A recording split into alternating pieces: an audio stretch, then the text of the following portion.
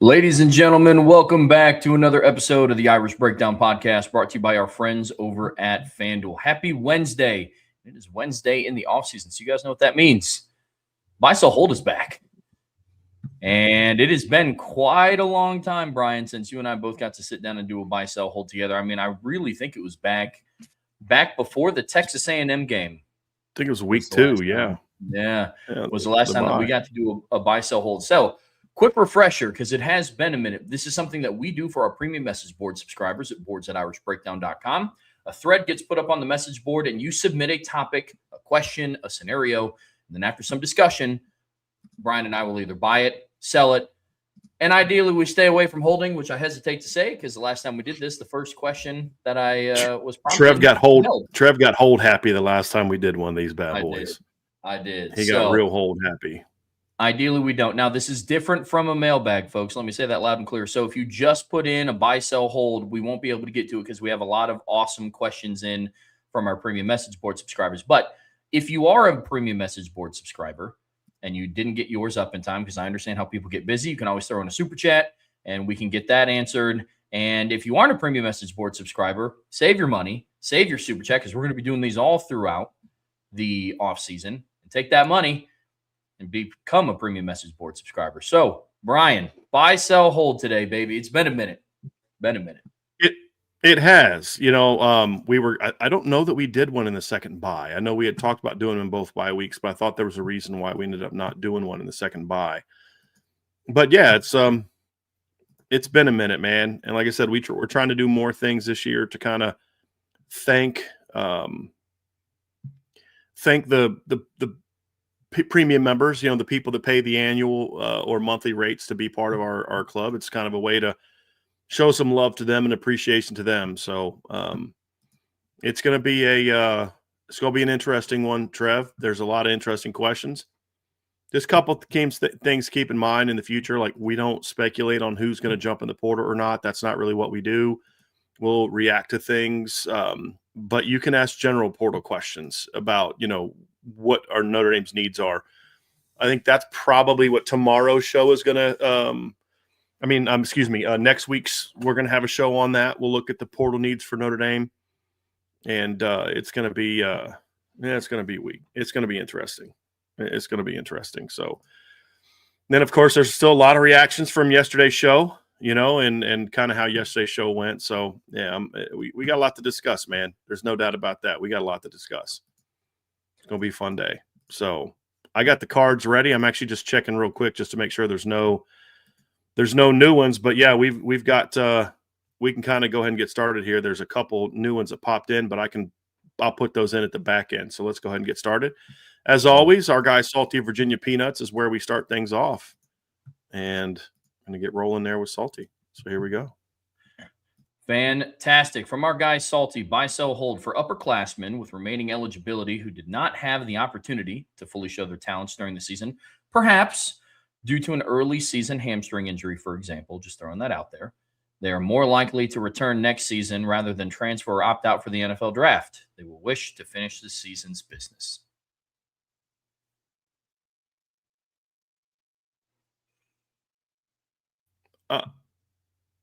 I don't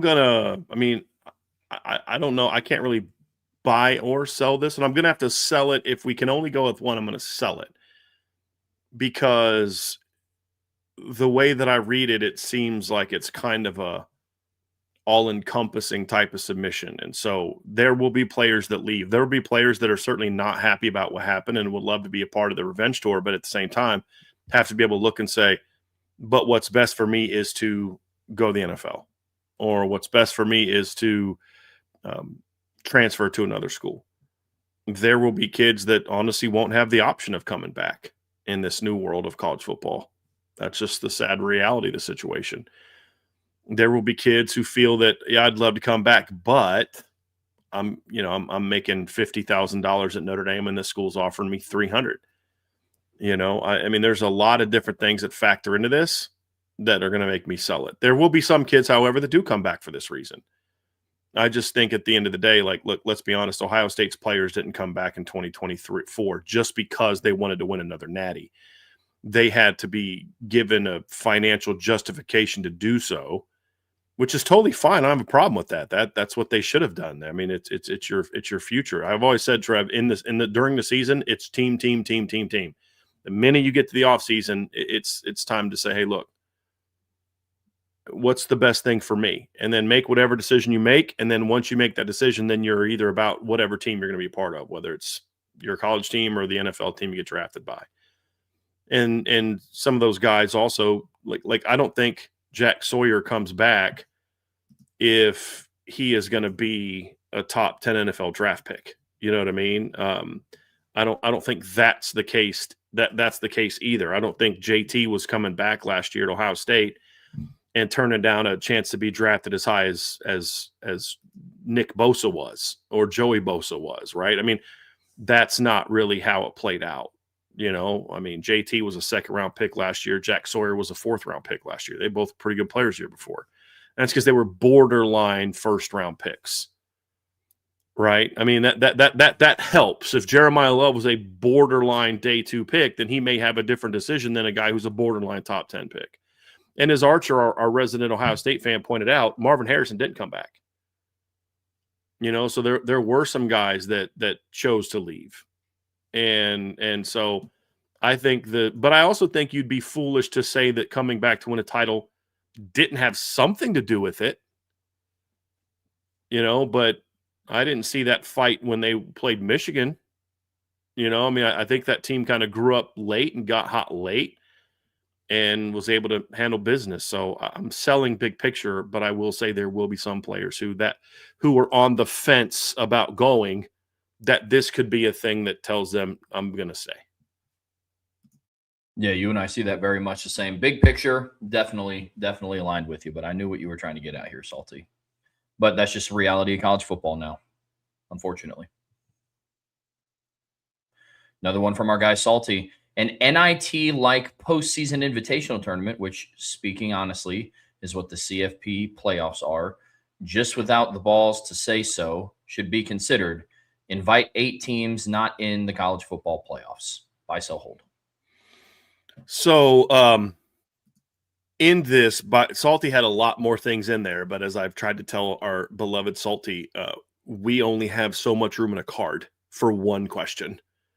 So I had to mix some things off, but part of the premise was tying it into other bowl games was also part of the conversation. So like the games beyond there. The problem is, Salty, is it's going to happen. What's going to happen in that situation is exactly what's happening in the current NIT, which is a lot of teams are turning down the NIT in college basketball. There's teams that if they don't make the NCAA tournament, they don't go to the NIT because a lot of the players are going to go to the portal and they won't have a team. And you'd get the same thing here. Yeah. You know, and not just overall teams turning it down. Look, I love Jeremiah Love, and I love watching him in a Notre Dame uniform. If Notre Dame was put in an NIT type of postseason tournament, I would be surprised if he played with everything that's at stake. Nor would I advise him to play. No. If I was, someone advising him as a representative of his. I don't know that I could, in good conscience and good faith, do that. Agreed. Not with, it'd be great to play as a team, but I don't know that would be a great situation. You just would have a lot of teams that are just not part of it. That would just the Notre Dame. I mean, because if you think about it, let's just look at just the teams without any context. I think it'd be a heck of a tournament.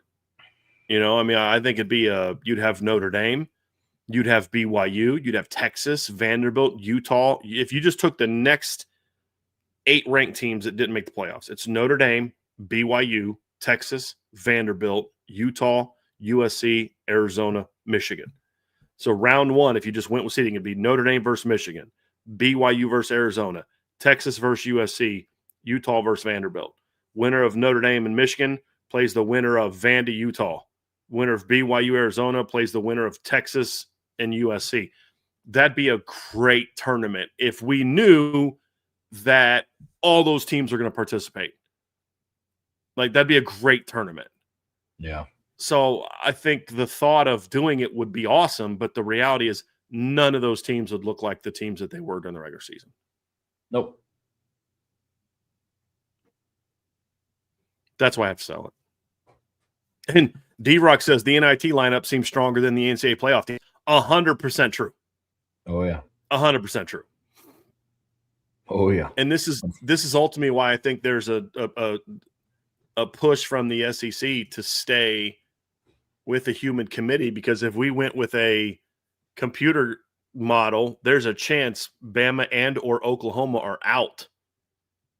And not only would Notre Dame and Miami be in, but so would BYU.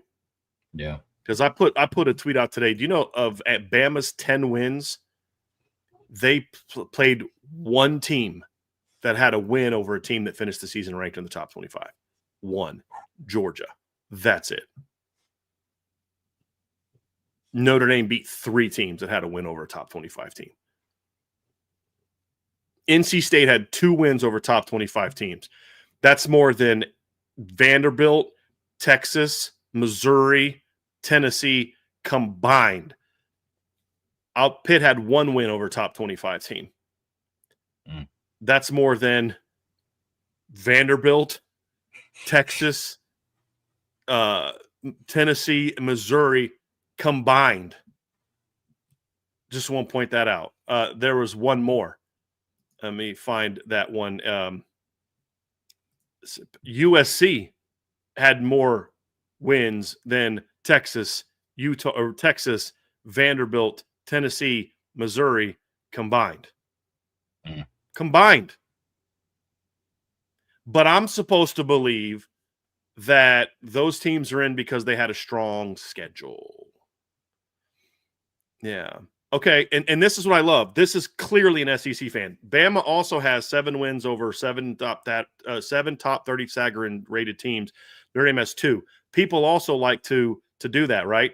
The strength of schedule is debatable. It absolutely is debatable. If you have any clue about how the strength of schedule is formulated, it is 1,000% debatable because it still incorporates preseason rankings. So, yeah, it's real freaking debatable. It's 1,000% debatable. And I always love how people point to Sagarin and FPI and then just want to ignore the fact that those same models that say, oh, the strength of schedule is really hard. Look how many good teams they beat. Why is Notre Dame ranked ahead of the Miami and Alabama in every single one of those things that they want to point to? I'm just curious. Seems kind of weird to me if strength of schedule is that important. Yeah. Yeah. I mean, oh, boy. Yeah. Yeah. Buy, sell, hold from Coach LA. Notre Dame's recruiting under Freeman is at the level that can sustainably compete with the top 5 programs for the foreseeable future. Oh, buy. Yeah, that's an easy buy. I mean, and that's been true for a few years. I think the only thing that's changed with this class, Trevor, is it was more recognized as good as it was. Not as many guys dropped once they committed to Notre Dame. Let's be honest about that. Not as many, more guys that were already ranked high, Notre Dame went out and got. I think you're starting to see more love for Notre Dame players that commit at certain positions. We saw multiple Notre Dame DB commits rise in the rankings after committing to Notre Dame.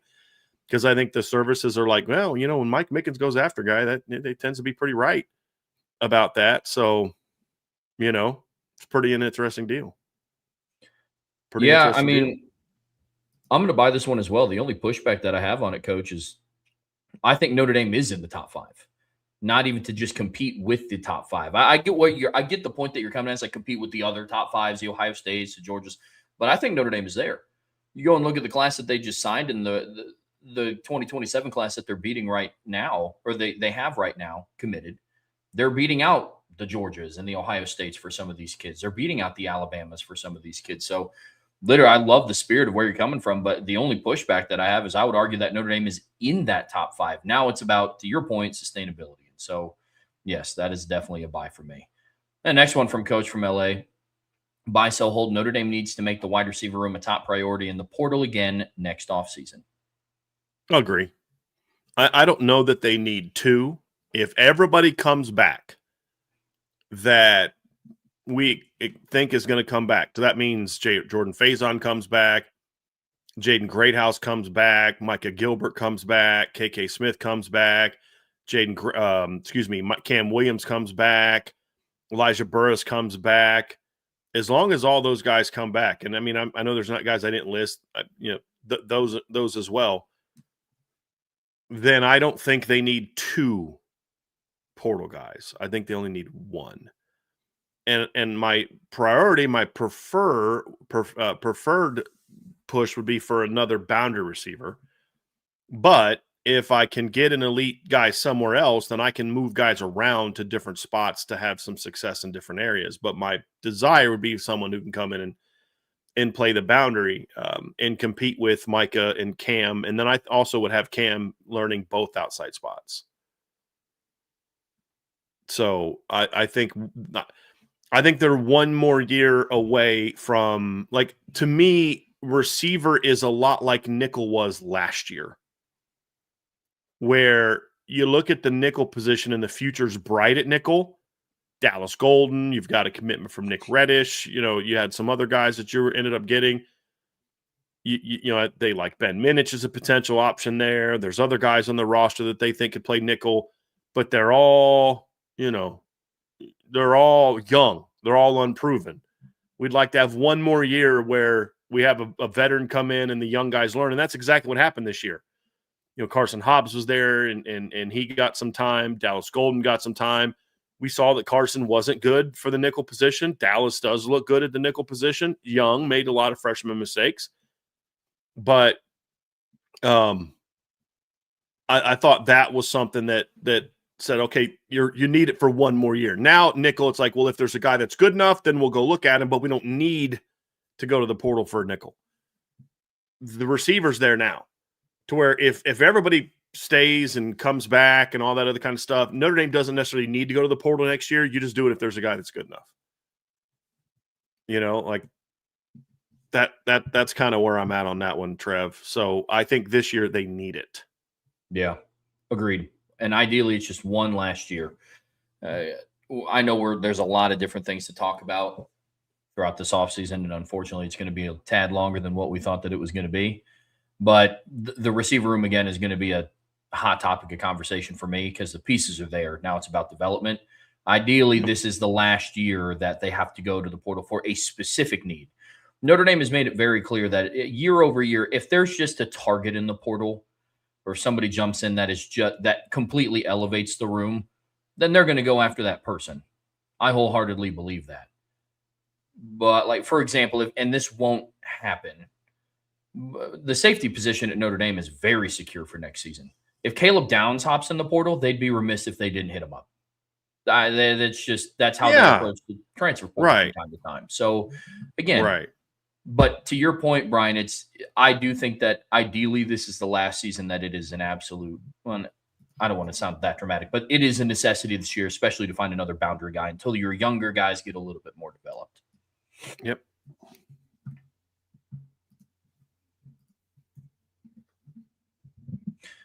Another one from Coach from LA. Buy, sell, hold. Chris Ash will have the Notre Dame defense in the top 5 nationally next season.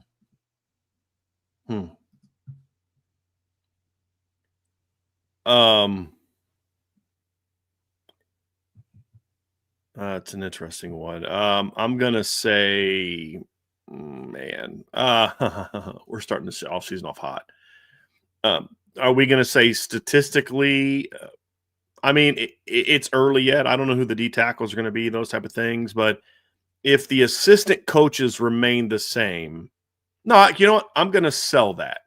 Here's why I'm going to sell that. If they're a top 5 defense next year, I don't think it's Chris Ash that'll have them there. I think it's going to be more about Marcus Freeman, Mike Mickens, Max Bulla at Washington than it is Chris Ash. Unless Chris Ash has a off-season come to Jesus moment about what a elite defense looks like. So But yeah. I'll buy this strictly based on the premise that I do think Notre Dame is going to have a top 5 defense nationally. Not saying that you don't think that. I know we all know what I this just defense said that they will. I just Yeah. don't think my sell was that he won't be the Yep. primary reason for that. Yep. I totally understand. I'm buying it on the premise of really the back half of this submission. If somebody wants to put Chris Ash on it because he's the coordinator, fine. I'm not going to sit here and argue until I'm purple in the face. I know where I stand with this, but I'm going to buy it solely because I just think Notre Dame will have a top 5 defense nationally next year. I mean, shoot, down the stretch from Arkansas on, they basically did have a top 5 defense nationally for what they were doing week in and week out. So exactly. Exactly. Another one, buy, sell, hold. Notre Dame will beat at least one playoff contender on the road next season. So I went and looked at their future schedule, and I'm going to sell this strictly because of who they play on the road next year. Not because I don't think if they played a playoff contender on the road that they would lose, but as things stand right now, if the USC series gets renewed, because right now the site and the city and the time is TBD, that would USC, they would get on the road, but then they're on the road against Syracuse. They're on the road against Navy, North Carolina, and Purdue as of right now.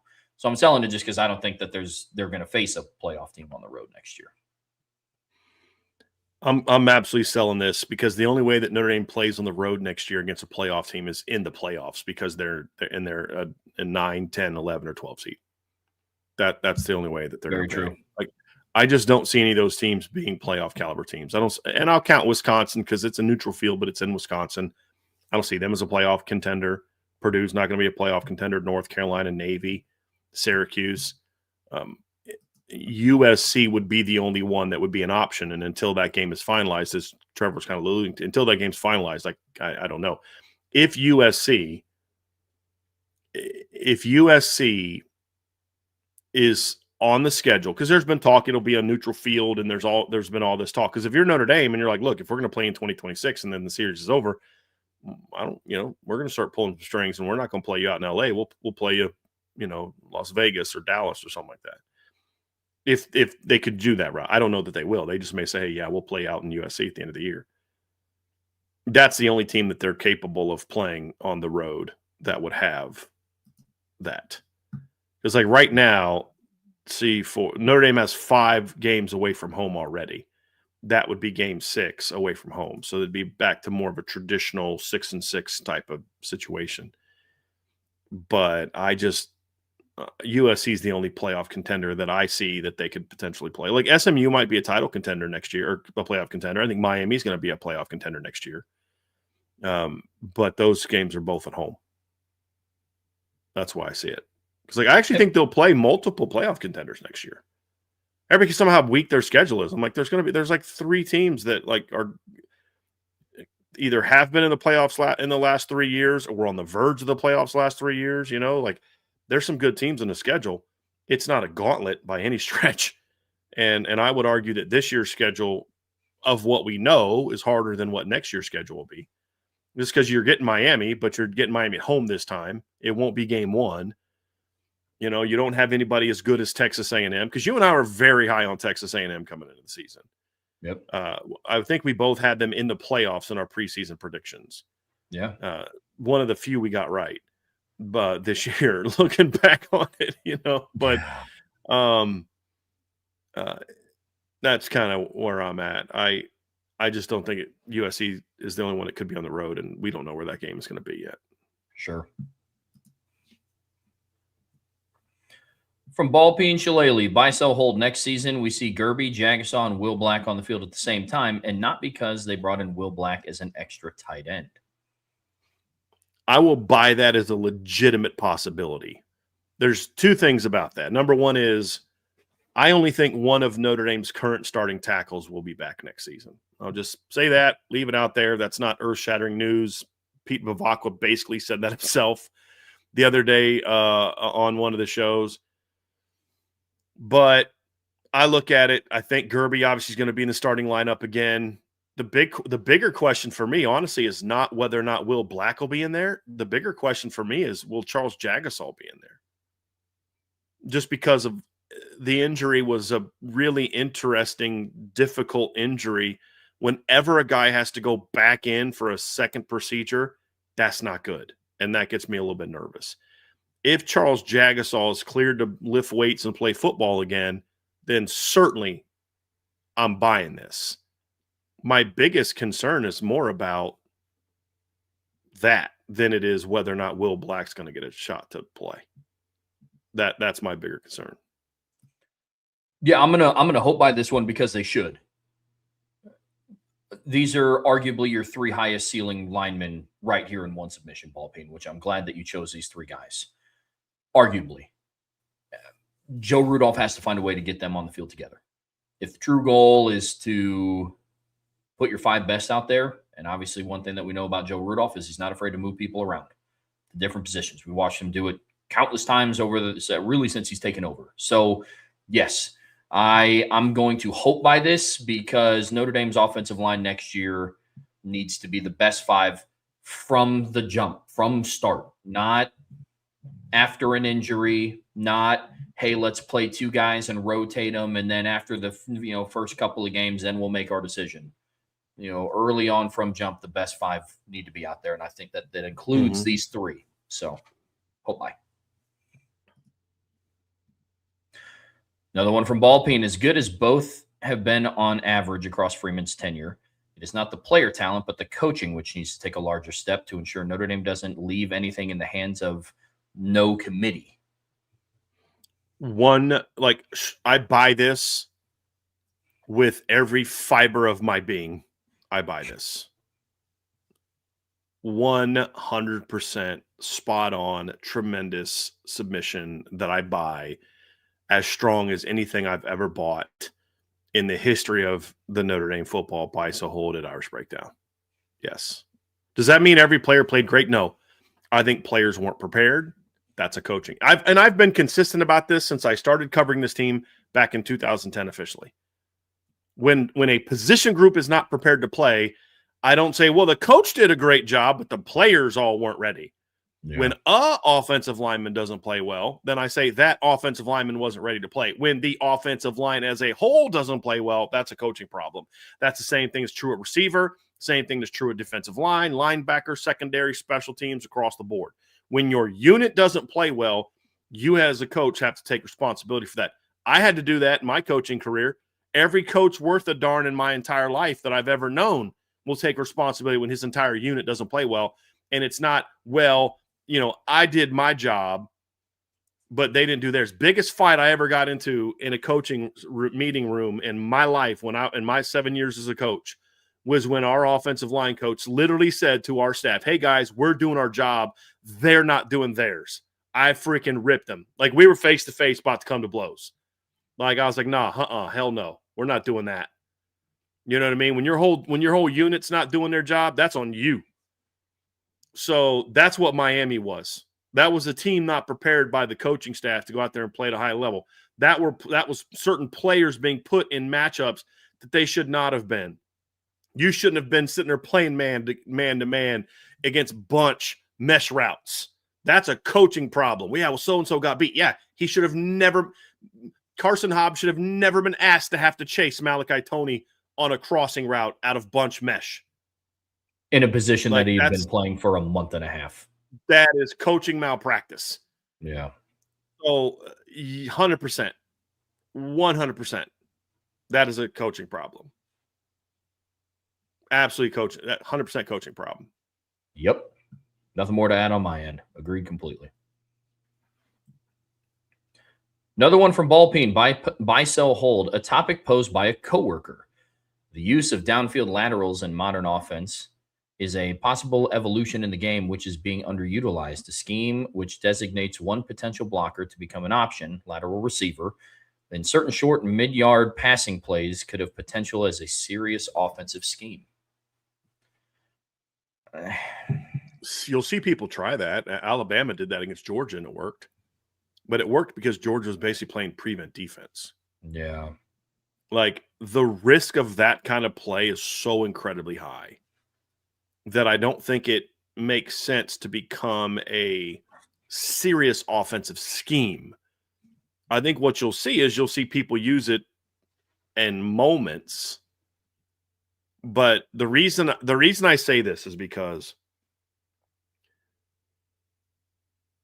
when you look at a play like that, let's look at the Alabama play against Georgia. It's one of those things where it works because it's such a surprise. And it can work like the Georgia tried that punt thing, fake thing a few weeks ago that Notre Dame did, and it worked like a charm. They tried it again against Alabama, and it didn't work. Right? I mean, Alabama had a plan. They were prepared for it. They lined up for it. They didn't jump off sides, and Georgia called timeout, right? They were trying to do exactly what we said Marcus was trying to do, which is he was trying to get Kirby Smart to call a timeout. Well, then Kirby Smart was trying to get Kalen DeBoer to call a timeout. Why did he want to call a timeout? Because he didn't want to have any timeouts left when they got when the offense came on the field. He wanted them to use the timeout as the team's trying to come back from down 3-4 touchdowns. You know what I mean? So, like, it worked the first time. You tried the second time, it's not going to work because now they've seen it, and it's an easier thing to handle when it's something you have seen and prepared for. That's the same thing with this. It'll work a couple times, and then all of a sudden, boom, it doesn't work. A perfect example is for Notre Dame when they were doing that tight end sneak a couple years ago with Mitch Evans in 22. Worked really well the first couple times, and then you tried it against USC. They were prepared for it on fourth down, and they completely shut you down, stuffed you. Because they were prepared for it. It's more of a gimmicky thing, and gimmicky things, like true gimmicky things, don't work when it's been seen a bunch. Yeah, I think back to the Boise State Oklahoma Fiesta Bowl in that lateral, that really like the hook and ladder that they ran to tie the game. It's not like they ran that play 10 times earlier. To Brian's point, like I'm with Same thing with Statue of Liberty. You know, the hook and ladder thing is a big part of it, but nobody ever talks as much about the Statue of Liberty where Zabrowski went like this and put the ball behind his back, and you know what I mean? Like, yeah, I thought that was as cool as the hook and ladder. You know? Oh yeah. But how many times has Boise ran that successfully since then? Exactly. How many times has anybody ran that successfully since then? It's not often. Yep. You know? Yeah. But there's been some great laterals. And I mean, I still think of the Music City Miracle with Frank Wycheck and Kevin Dyson. You know, that was kind of one of those plays. So, yeah.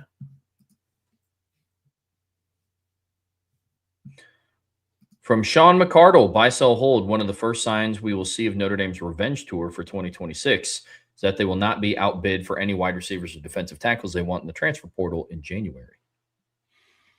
I'm going to sell that because to me, if you're unwilling to be outbid, that means that the only reason that you're going to get a player is because you offer him the most money, which means you're going against your philosophy of team building that you've had in the past.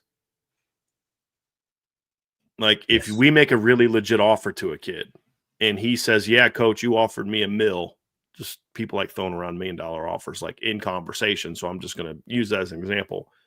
But this other school offered me 1.3, coach. You're going to be able to match it? I'm like, well, who's this other school? I mean, how do you fit there? What, you know, well, yeah, but I mean, coach, I'd rather play for you and Notre Dame's where I want to be and blah, blah, blah, blah, blah. But, you know, like if you don't match this, I'm going to go over here. Then I'd say, well, then you do what you got to do. Because what that kid's telling me is the only reason he's coming here is because we're going to offer him more money than anybody else. Notre Dame has never really cared about that. Yeah. And that doesn't mean that if the kid's getting offered 1.2 from somewhere else, you offer him 200,000 and you're like, well, if you're serious about coming to Notre Dame, then you'd turn down $1 million to come here. That's not what I'm talking about. And it won't be that. Like, if they're gonna be in the ballpark for every kid that they want, I don't think they're gonna get into a bidding. They're not big fans of bidding wars. You got to remember, there's a cap now, basically, with what you can pay. And if a kid wants to be here and he's still getting a pretty darn good deal, but he's like, no, I need that extra 100,000 that this other school's offering me, then I don't know that that's a kid that you're gonna see Notre Dame go for. I think that the premise that Sean is talking about, they're going to be very aggressive in the portal to make this team as good as it can be.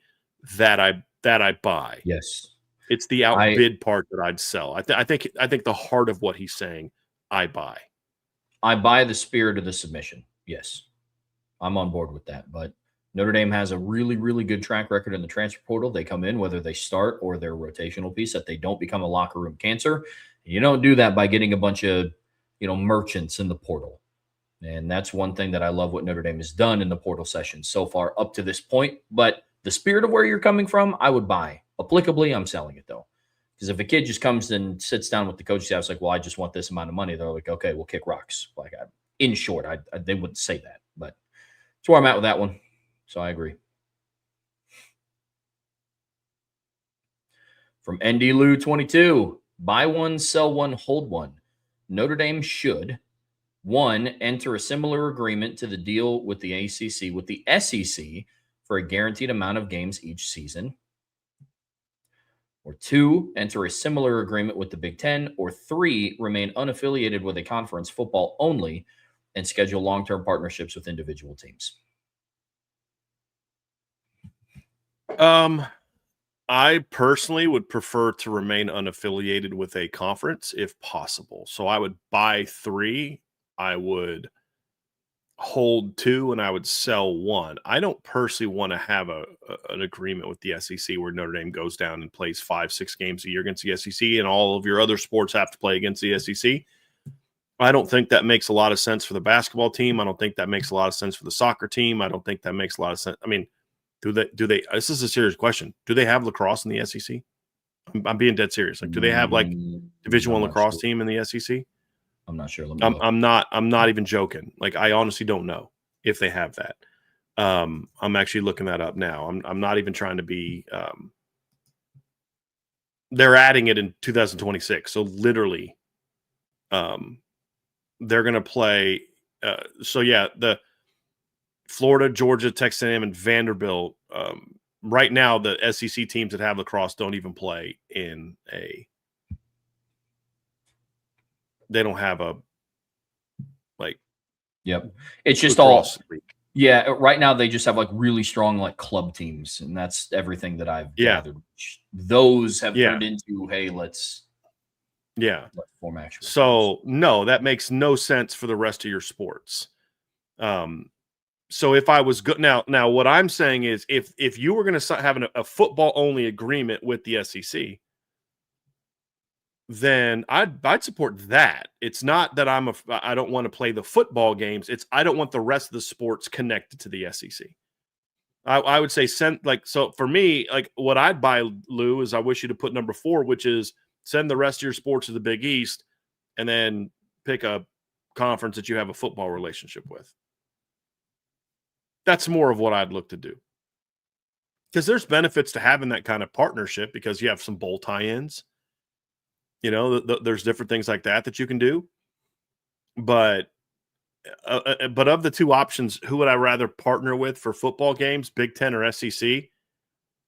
Like the Big Ten is a sport. So, like the reason I'd go with hold that one and sell the SEC is because if I was going to agree to another league in a deal similar to what Notre Dame has in the ACC, it would be the Big Ten because you're 100%. Not joining as a football member. And that's fine.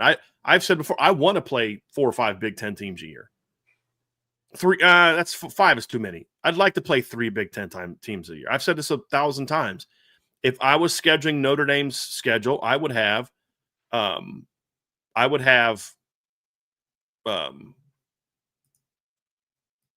Michigan State and Purdue on it every year. And then I'd have a rotation of other teams. That's what I would do. Yeah, with all other sports involved, I would buy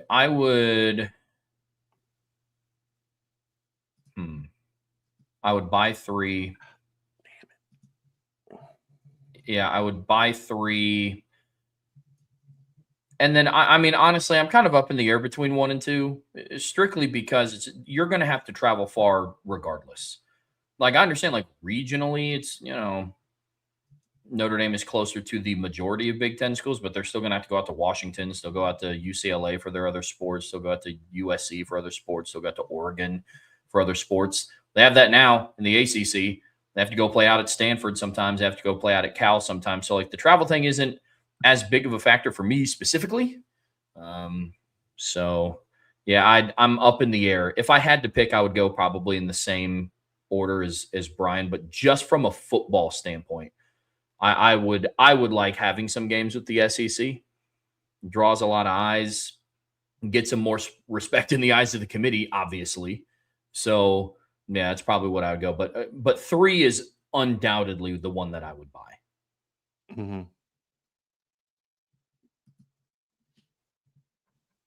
From Mr. Emil Wagner, buy, sell, hold. The playoff committee did college football a disservice by not allowing the best player in the nation to be showcased in the college football playoffs. Well, I'm going to sell this for the reason that it was presented. The committee does not owe college football fans the best player being in the playoff if he's not part of one of the best teams in the college football. So Notre Dame should not have gotten in the playoff because they have the best player in college football. They should have got in the playoffs because they have one of the best teams in college football. Yeah. If we all decided that Diego Pavia was the best player in college football, that doesn't mean we should put Vanderbilt in the college football playoffs because he's the best player. Like the 4 finalists are Julian Sayin, right? Francisco Mendoza, Diego Pavia, and Jeremiah Love, correct? That doesn't mean we should automatically make sure all 4 of those teams are in the playoffs. Notre Dame should not be in the playoffs because they have Jeremiah Love. They should be in the playoffs because they're one of the best teams. Now, are they one of the best teams because they have Jeremiah Love? Absolutely. But they shouldn't be in because they have one of the best players. So I'm going to sell that. Like from that standpoint, I'm going to sell that. Yeah, I agree. You did get the Heisman finals correct. I think the Heisman ceremony is at the end of this week. I think it's on Saturday. It's on December 13th. And right now, Fernando Mendoza, right now on FanDuel, Fernando Mendoza is the runaway favorite at minus 1,000 odds. Then it's Diego Pavia at plus 650. Then Jeremiah Love at plus 35,000 odds. And then Julian Sayin at plus 50,000 odds to win the Heisman Trophy. We'll find out all about that at the end of the week. But I'm with you. I'm selling this one as well. By that logic, Colorado should have been in the playoffs last year because they had Travis. Correct. And they were a good team. They were 9-3. I mean, they were a quality team. Yeah. Yep. Buy, sell, hold. Jack Swarbrick will be on the playoff committee in the near future. Sell. That would surprise me. Yeah. That would absolutely surprise me. Also, not saying that I wouldn't want it because I'm also selling this. Not also saying that I wouldn't want that to happen. I'd be a fan of it. I mean, Jack Swarbrick was one of the people that helped build out what the playoff format was supposed to be. But we talked yesterday about I think that there shouldn't be anybody with recent or current affiliation. So, I mean, if we're talking near future, as in like the next 5 years, I'm down for that. But no, overarching, I'm going to sell it.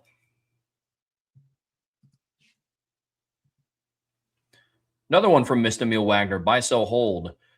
There was conversation in the playoff committee that didn't want Notre Dame to play either Oklahoma or Alabama in fear they would expose them for being a mediocre team.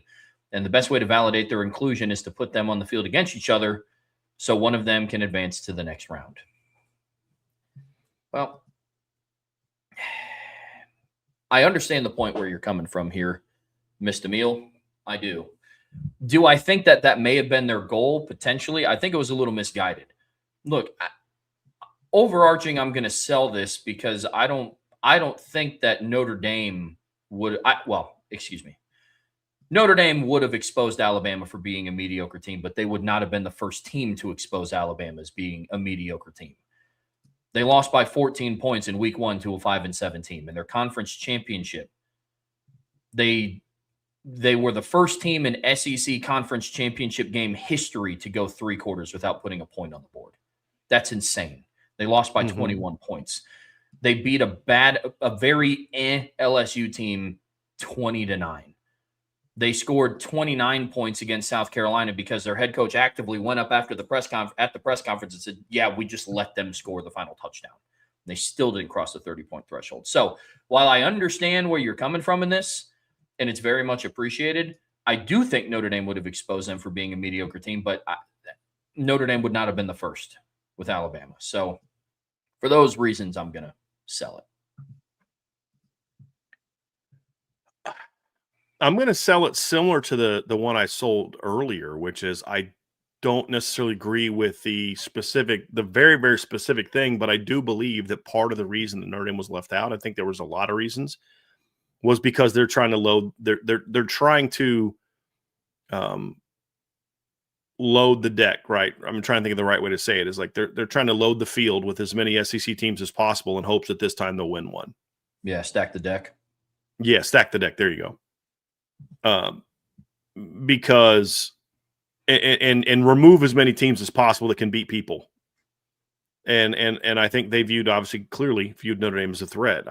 I don't think it was as specific of they didn't want them to play Bama or Oklahoma specifically. I think it was more about we're just going to keep Notre Dame out, and if we keep Notre Dame out, we're putting another SEC team in. Yeah. I mean, 5 of the 10 teams are SEC teams. There's no way you can convince me that 5 of the top 10 teams in the country this year are SEC teams. You just can't. Nope. Look, I understand Oklahoma's got the strength of schedule and all that. They're not a better team than Notre Dame. They're not a better team than Miami. They're not. I mean, if Notre Dame gets leaped by Miami head-to-head, then you should start comparing their resumes between Alabama and Miami, and guess what? That doesn't go well for Alabama. Like, if I'm Miami, I'm like, why are we playing Texas A&M? Why aren't we playing Oklahoma? Why isn't Alabama going to play Texas A&M? If we're just going to change teams around because now they're side by side and we can compare them, Alabama doesn't have a better resume than Miami. I mean, shoot, man, you could even argue the fact that the 5 SEC teams they put in there aren't even the 5 best teams in the SEC, let alone the 5 best teams in the country. You could certainly argue that. I don't think there was a 5th team that should have been in. I don't think Vanderbilt deserved to be in. I don't think Texas deserved to be in. Deserved, absolutely. Deserved, absolutely. I'm there. Yeah. But I'm talking more so towards the bottom half. I mean, yeah, I think Texas is better than Alabama. Absolutely think Texas is better than Alabama. I don't think Vanderbilt is. I mean, they not only played head-to-head, Vanderbilt got smacked. But does Texas have a better resume than Alabama? No. Are they a better team than Alabama? Yeah. How do we not know who's better between the two because of head-to-head? Because the SEC has 16 freaking teams. Yeah. And then and they don't play each other as much. Well, and the one that continues to fly under the radar because of all the drama between Notre Dame and Miami and Alabama and what happened there, Ole Miss still doesn't have technically they have a head coach. Wasn't the head coach that led them through the season. Mm-hmm. And I'm just to expect that they're going to look like how they did all year. Come on, man. That's bad. Yep. I mean, if you compared Miami and Alabama's resumes, Miami is better on 4 of the 5 computer models I look at. Miami's better. Alabama's a better strength of schedule, Miami, and better strength of record. Miami has a much better game control. They're split 2-2 in the 4 offensive categories. If you average the 4 offensive categories together, Miami has a better offense. Miami is ahead of Alabama in all 4 defensive metrics by a lot. They're 9 spots, 16 spots, and 25 spots ahead of Bama. They are 10 spots ahead of Bama in scoring differential, and they're 71 spots ahead of Alabama in field position. That's all the metrics that they look at, the committee looks at. So Bama had 5 quality wins. Miami had 4. Bama had 1 bad loss. Miami had none. Bad loss meaning a sub 500 team. So if I'm Miami, I'm pissed that they're not ahead of Alabama. They should be. If you look at the resumes, and this is what we've said for weeks. This is why we were so mad at the ACC, because Miami and Notre Dame should both be in. And I wouldn't have cared if they'd have put Notre Dame and Miami both in and had Notre Dame at 10 and Miami at 9, fine. You want to give them the head-to-head, fine, whatever. I don't care. But both of those teams had a better argument than Alabama did. Absolutely. And I would argue outside of strength of schedule, that's the only reason that Oklahoma's in. Oklahoma's overall metrics are terrible. I mean, if you look at the computer models that you and I look at, Oklahoma's 13, 15, 13, 12, and 9. And Miami's ahead of Oklahoma in 4 of the 5. Notre Dame's ahead of Oklahoma in all of them. Literally all of them. So, the whole thing is just an absolute freaking joke. And it's all a made-for-TV show. That's all it is. And it was the team that they have the biggest deal with, they protected. Or the league they protected. And since they've been getting their butts kicked in the playoffs the last 2 years, just try to get as many of those teams can knock them out as possible. Yep. and let's try to load the deck. And then hopefully you got a great shot at one of them getting in there, because you've essentially guaranteed that an SEC team will be in the semifinals. You've literally guaranteed it, because unless you think for some reason Tulane can win 2 games, because you have number 3 Georgia plays the winner of 6 Ole Miss and 11 Tulane. Yeah. So unless you think Tulane's going to win 2 games, you've guaranteed the SEC will have a semifinal team, at least one semifinal team this year. And then you're going to have an SEC matchup in just about every other game, right? Because the winner of number 1, Indiana will play the winner of Oklahoma, Alabama. Yep. Right? So, and then now if A&M can win their home game in the playoff, they have a shot to then go play number 2 Ohio State. You're trying to increase the odds the SEC has more teams in the semifinals, because you want more of your teams on your network, because all the games are on there. That's the sad part about this. That's the reality back. Yep.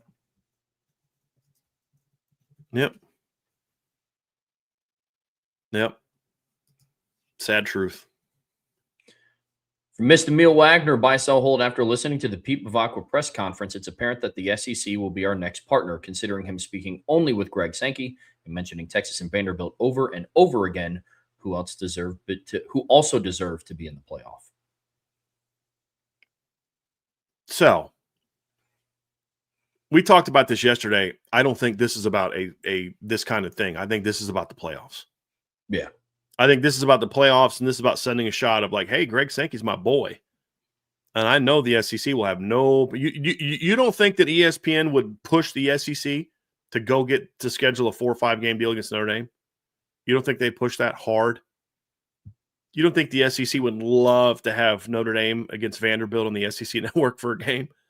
Mm-hmm. I mean, probably a better example would be Kentucky, because right now the way Vanderbilt's playing, that game's on ABC or ESPN. But you don't think that the in 3 years when they got to play Kentucky or Mississippi State or South Carolina, that game's not going on the SEC network? It's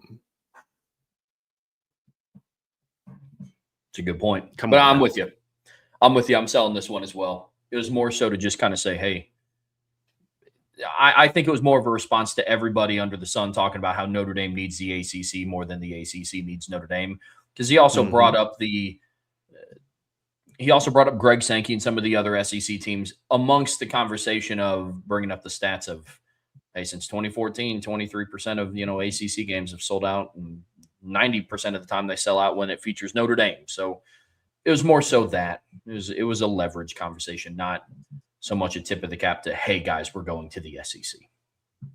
So yep.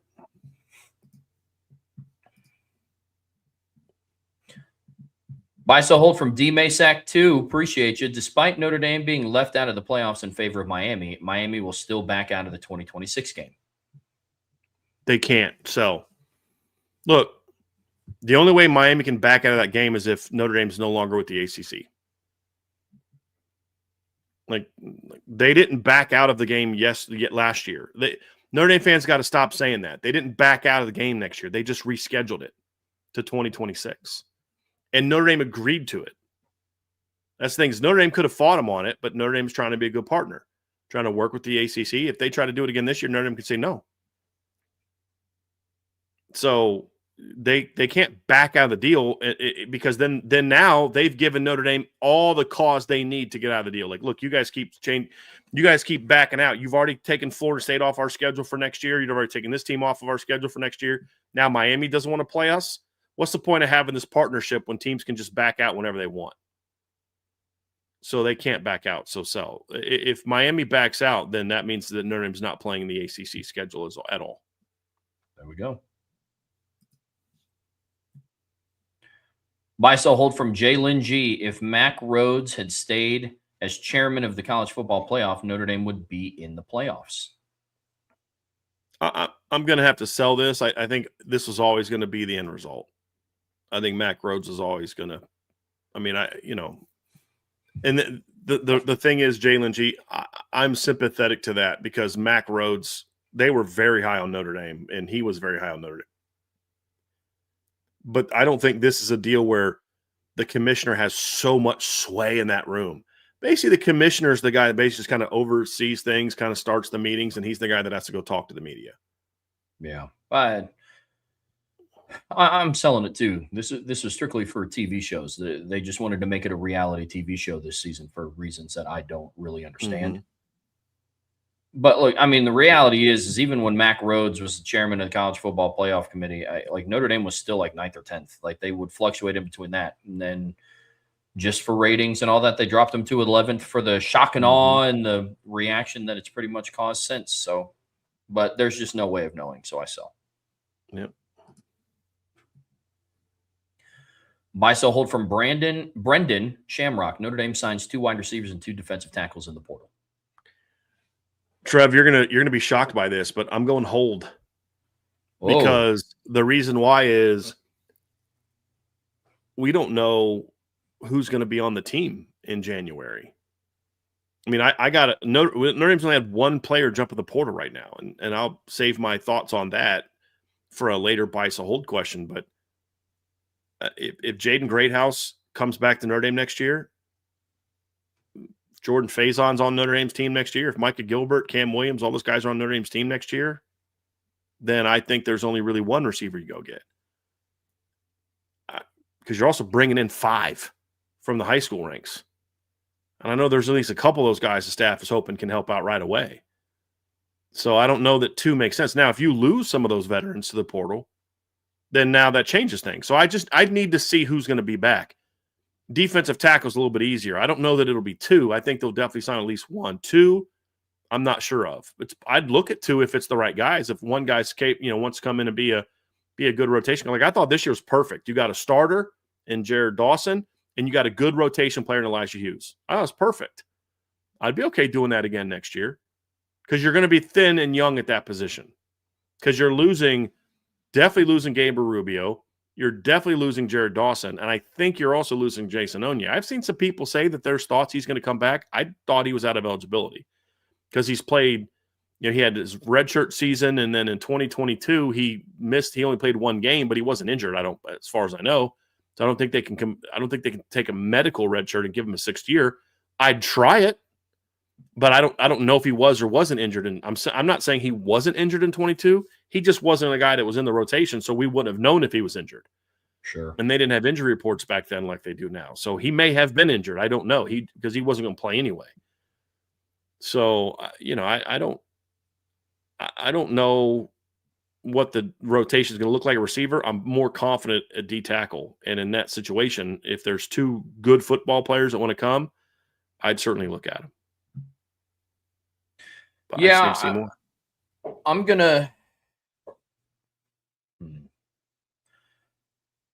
gonna hope sell this one just because I don't want them to have to.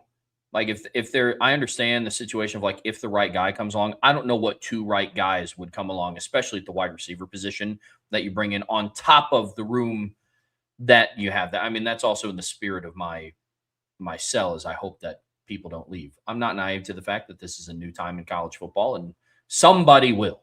I will be beyond shocked if every single wide receiver that was on this roster comes back. And that's not me putting some out there of like, it could be Greathouse, it could be it's just odds are somebody is going to leave. I don't know who that is. It could be somebody that we haven't even mentioned.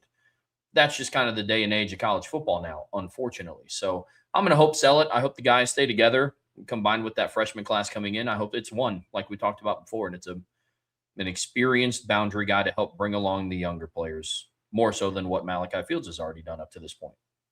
So that's where I'm at with that one. And buy, sell, hold from Josh CSP77. 2026 will be the last year Notre Dame plays in the ACC. I'll buy that. Yeah. I'll buy that.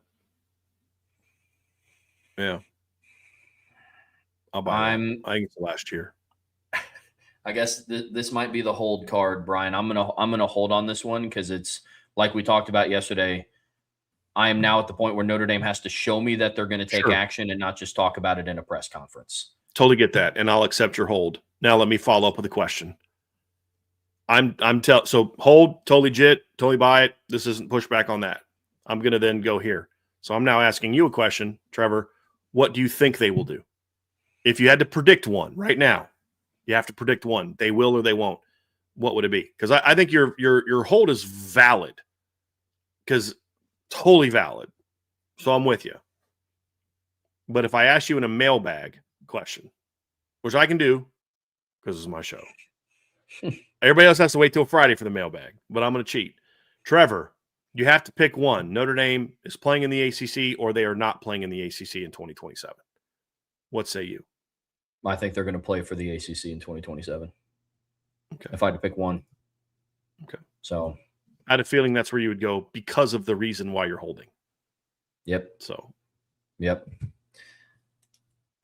Getting into our number 2 of the Irish Breakdown podcast, brought to you by our friends over at FanDuel. It is buy, sell, hold. And getting us kicked off in hour number 2 is our guy, Aiden Benami. So buy, sell, hold. Coach Freeman will have to fill at minimum 2 coaching spots due to departures. Buy. Yeah, buy. That's just kind of normal. It's not normal for your team to only have like one or two coaches leave in a 2-year span. I don't think they had anybody leave after 2023. Well, they had one guy left after 2023, right? Jared Parker's the only coach that left after 23, isn't he? I mean, Chancey Stuckey. But I don't know what we're counting. Yeah, I forgot about him. So, but like last year, going into 24, you had 2 new coaches. Going into 2025, you have 2 new coaches. You're going to just, Notre Dame's had success. You're just going to have guys that are going to go and get opportunities. And I think there's also areas where Marcus Freeman, I think, needs to improve or at least consider improving if the right guy's there. That's where I'm at. Yep. Same page there, man. Same page.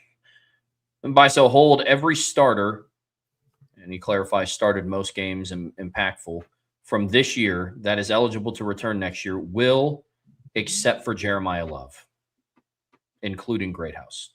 I'm going to sell that because I know of one player that was a starter that I'm confident is not going to be back, that has eligibility to come back. So, I mean, that alone makes me sell it. So I'm going to sell it. Same page. Buy, sell, hold from Oceanside, ND. Should Notre Dame leave the ACC, the Big East would be the best conference to join for all other sports. I buy that. I think if now again that has from a what makes sense for the other sports, that's a buy. In regard to what makes the most sense for Notre Dame financially, that may not be the best thing, to be honest with you. Like, what if the Big East doesn't have a deal that they can amend to get you some money? Like, maybe there's another sport, a league that will say, hey, we'll pay you $15 million a year. Big East is going to give you $2 million. You have to consider that. The sad thing about all this, Trevor, is 2 years ago, I'd have been like, I love the ACC relationship because it's good for all the other sports. It's great for lacrosse. The ACC is arguably the best lacrosse league in the country, arguably. If you look at how many teams are in the semifinals, and I mean, you got UVA's a great lacrosse program. Duke's a great lacrosse program. Syracuse is a great lacrosse program. Like, there's lots of great lacrosse. North Carolina's got a great lacrosse program. At least has had in the past. I'm not sure how good they are now, but like, it's a great league for that. It's a great league for your soccer team. It's a great league for a lot of different sports. It's just, I don't know how viable that is now. I think that if leadership in the ACC doesn't change, and I don't mean changes in like change course, I mean new leader, I think it's inevitable that Notre Dame's going to have to leave. Yeah. All other sports is tough. Part of me wants to say the Big Ten. Hockey's already in the Big Ten. I mean, that's also because the ACC doesn't have hockey. So it's not like the hockey team is like, no, we don't want to be a part of the ACC. They literally couldn't join it. Yeah, for more so selfish reasons, I'm going to sell it and go Big Ten. Big East and basketball would be cool. I don't know how they would fare in other sports, but Brian, I'm with you. I love the deal in the ACC. I mean, even even with basketball, I don't want to paint this picture, especially for men's basketball. I don't want to paint this picture that the ACC was what it was 5, 10 years ago. But you still have Duke, you still have North Carolina. I mean, Florida State was in the tournament not too long ago. I mean, you have Virginia, you still have Syracuse, and so there's just I like the agreement with the ACC, but unfortunately, this has put a sour taste. So I get that. And buy, sell, hold. If Notre Dame leaves the ACC, real quick, it's not a sour taste. The ACC has literally taken actions to hurt Notre Dame, and this isn't the only one. Yeah, like what people need to understand, and a lot's going to come out over the next couple months. What people need to understand is that Notre Dame's issues with the ACC did not start 4 weeks ago when they started going at Notre Dame. Yeah, with their tweets. Yeah. Notre Dame is not going to blow up an advantageous financial business partnership because they're mad about some tweets. Even if those tweets did cost them a playoff spot. This goes way deeper than that. Way deeper than that. This was more of a final straw situation. Because the reality is from the moment Jim Phillips became the head of the ACC, there's been a very contentious relationship with Notre Dame and the ACC. If John Swofford was still running the ACC, we're having none of these conversations. None of them.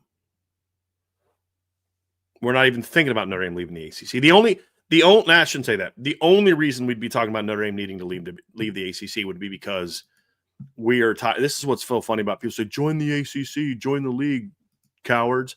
I'm like, well, the reality is everybody keeps crying about Notre Dame's weak schedule, and the reason that the schedule's weak is not because of the Big Ten teams they play. Like their only ranked win this year, one of their only ranked wins this year was over a Big Ten team. The reality is the schedule gets dragged down because of what? Because of all the mediocre ACC teams you have to play year after year after year. And what has Notre Dame done about that? They've said, hey, we would like to play teams. We'd like to play Clemson more. We'd like to play Florida State more. We'd like to play Miami more. The ACC wasn't accommodating. So Notre Dame said, fine, we'll go schedule Clemson on our own. You know what I mean? Like, yeah. That's the reality of it. And this issue that these the two entities, the two institutions have, Notre Dame on their end, and then obviously with the ACC on their end has been, I mean, it's not new. It's kind of been there for a minute. And that's kind of, that's kind of where this all came from. This is not new. This is not new. Another one from Oceanside ND. Buy, sell, hold. If Notre Dame leaves the ACC, the SEC would be willing to sign a scheduling agreement with Notre Dame. I think so. I don't know that it would look like the one they have now. I don't think it'd be 5 games a year, but I think they certainly would. Certainly would.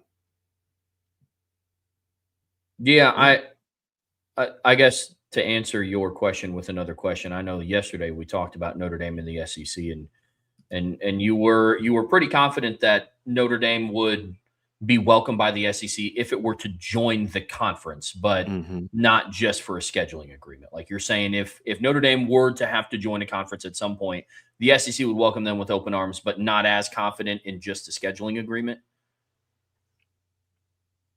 Like, is that where you're at? That they wouldn't say that again. So yesterday you talked and you were like, I'm very confident Notre Dame would join the SEC would be more than happy to have Notre Dame join. Yes. You're more confident in that than just a scheduling agreement. No, I'm confident in either one. Oh, okay. I don't think it's the volume. I don't know that it'd be the volume without a more full commitment. I got you. You know what I mean? Like if Notre Dame was willing to join the SEC for all sports, I think the SEC, would take that. And they'd schedule 5 games against Notre Dame a year. Because the thing is you're not going to force Oklahoma, Alabama, Georgia, Tennessee, and Texas to all play Notre Dame the same year. 1 or 2 of them will play Notre Dame, and then you'll get Vanderbilt, you'll get Kentucky, you'll get Mississippi State, you'll get, you know what I mean? Like it'll be spread around. Yep. And some years, a lot of those teams are good, and they're not. But like So it takes some of the burden off of your league. I think they would. What I don't think the SEC would do is Notre Dame sends all their sports to the Big East, and then the SEC says, "Don't worry, we'll still play you for 5 games a year." That's what I'm saying. But do I think they would do some sort of scheduling partnership for 2 to 3 games a year? Absolutely, because they're kind of already doing that right now. Yeah, that makes sense. So that's kind of where I'm at. I want to respond to something in the chat as well. People who say that the ACC threw Notre Dame a lifeline during COVID are just incredibly misguided. The ACC, here's a fact. The ACC was on the verge of canceling the season. Remember, the Pac-12 had already canceled. The Big 12, I believe, had already canceled. The Big 10 had already canceled. I keep saying Big 12, and I didn't mean Big 12 because Big 12 didn't cancel. The Pac-12 and the Big 10 had already canceled their seasons. And the ACC was going to do the same thing and follow the same thing and cower and do all that as well. It wasn't until Notre Dame basically said, hey, let's join play this year, and we'll join forces with you. And that's when the ACC was like, cool, we'll play. So the notion that the ACC saved Notre Dame is just misguided. And this was reported at the time. This isn't new. So just want to make sure people get their facts straight.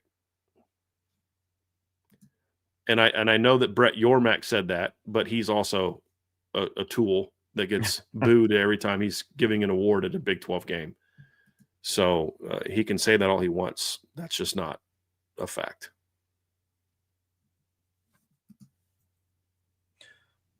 No, it's the wrong way. It's not going. There we go. Boom. Buy, sell, hold. This was an interesting one. Yep. Buy, sell, hold from Oceanside, Notre Dame. All of the fans thinking SEC would entertain a partnership deal with Notre Dame similar to what we have now with the ACC are delusional. Of all the conferences, they have the least to gain from such an arrangement. And while some of their teams may be willing to play Notre Dame in weeks 1 and 2 or even late September, none will be willing to schedule Notre Dame in late October or November. Well, based on the fact that Auburn just scheduled Notre Dame for, I think, an October 28th game, I'll say that I'll sell that. But here's the thing, Oceanside. First of all, I sell the whole thing. I feel like it's not necessary. You can think people disagree with you, but to say that someone thinks that, they're delusional. Well, what I would encourage you to do is, I'm trying to think to say this without sounding too rude, but I mean, literally Notre Dame like a month ago scheduled a game against a team in late October. I mean, they're literally in 2028 going to play Auburn at Auburn. That was a game that just got scheduled within the last month. So I'm supposed to believe that none of the other 15 teams would be willing to do that once every few years. It's like, again, it's not like you're doing this every year. Crap, now every year, the week before we play Bama, we got to play Notre Dame. No, it's once in a decade. You know what I mean? Like in the other 9 years, you can schedule your FCS opponent. Like that's the thing is like, you got to think about this a little bit. Notre Dame's entire November schedule is not going to be SEC teams. You only need one, if that. You can just start having Navy be late in the year. They've been playing late in the year most years anyway until they randomly decide to have it in week 1. You can have Stanford or USC at the end of the year, depending on, whichever one wants to play you. Like, they need a game a year, one game every couple of years is all they would need. And the thing about the SEC is they have the ability to do that. They have every single SEC team, every single one, has a non-conference game in November. Every single one. Every year. So once a decade, that's Notre Dame. It's not going to be a problem. So I sell that. I'm selling it as well. I mean, and again, and the other thing is the Auburn game that will be at Notre Dame is in late September. That's not week 1 or 2. That's week 4 or 5. So we just saw Auburn do that. That's where I'm at. 100%. Buy, sell, hold from Son of Donald. Minchie is the only player Notre Dame loses to the portal. So I'm I'm selling that transfer. strictly for the odds. I mean, no team loses a singular player to the portal, unfortunately. I mean, Yeah. even before the transfer portal wasn't as big as what it was, Notre Dame was losing more than just one guy to the portal year in and year out. Mhm. I mean, There now, will be more than one guy that they tell to go to the portal. yeah, yeah. I mean, now when we hear transfer portal, we think of like it's starters and it's people with all this experience. Like some people enter the transfer portal that are just, hey, they've been a part of the program for 3.5, 4 years. They have 2 years of eligibility left. They got their degree from Notre Dame, but they're just not going to see the field, and that's okay. Like those players, I'm also counting as entering the transfer portal. So this is a definite sell. Definite sell. And then another one from Son of Donald: buy, sell, hold. Freeman has built a culture in the midst of the transfer portal NIL world that Notre Dame can recruit, develop, and retain talent at a level of a pre-transfer portal NIL blue blood program, i.e. Bama, Georgia, Clemson. Absolutely buy. I mean, I think that's part of the reason that they wanted him out of the playoff this year. Yeah. They knew what this team was doing. They knew what this team was doing. So, and that's why they wanted him out. I absolutely believe that. I think it's a big reason why they wanted him out. Because you put Notre Dame in and drop out one of the league teams from your, you have to deal with your ACC partner. Like Brady Quinn made that point today in an interview.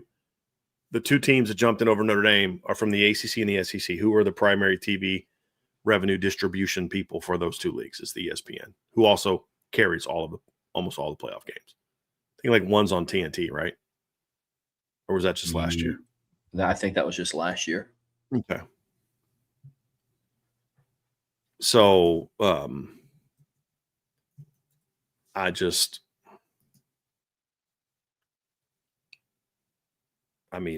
they're recruiting like it. They just signed the number one class in the country.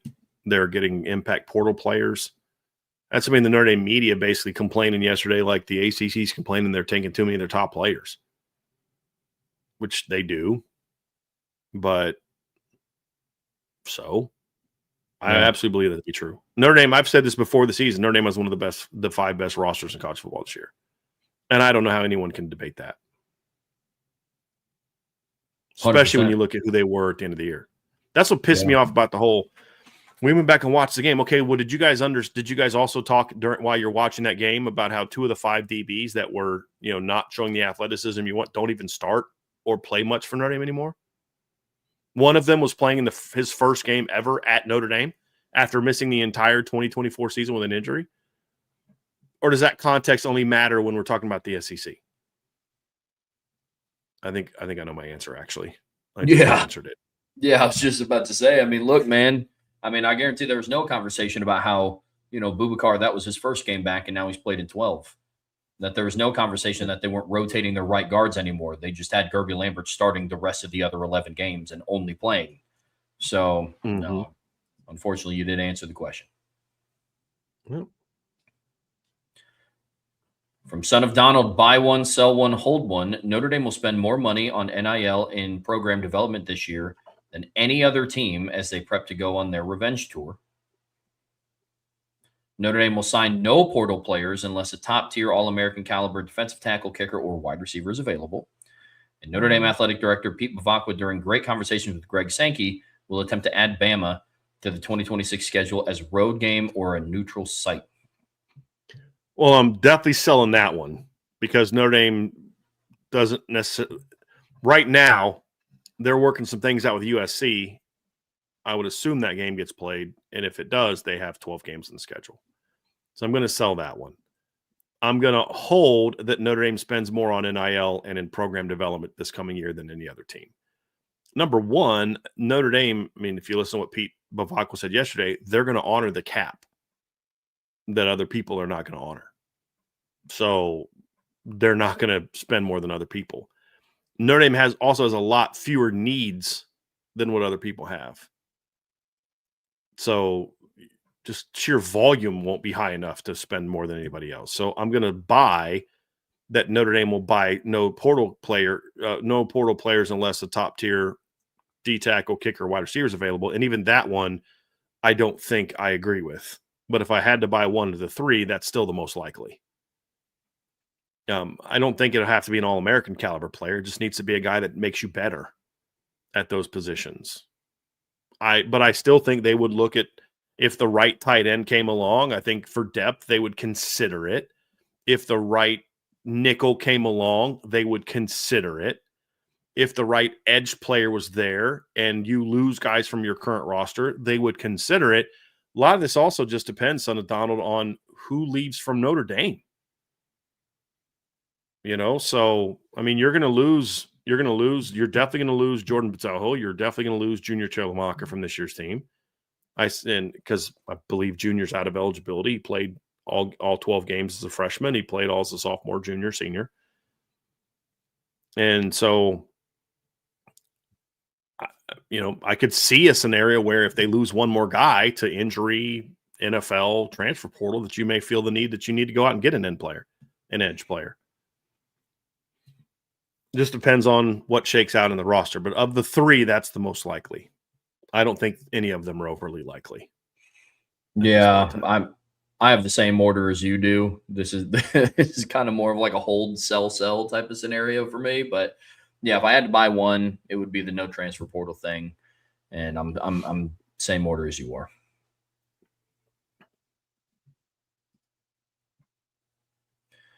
Buy, sell, hold from Domer Grizz. Chris Ash showed you enough in the last 9.5 games of the year, such that the continuity of his return would outweigh his departure. If you could tell me that the coaching staff would remain the same and that the rest of the staff would still have a lot of say in what they do, then I could buy this. But my concern, this is just my opinion. I'm not sharing facts. I'm not sharing intel. I'm not sharing anything like that with you.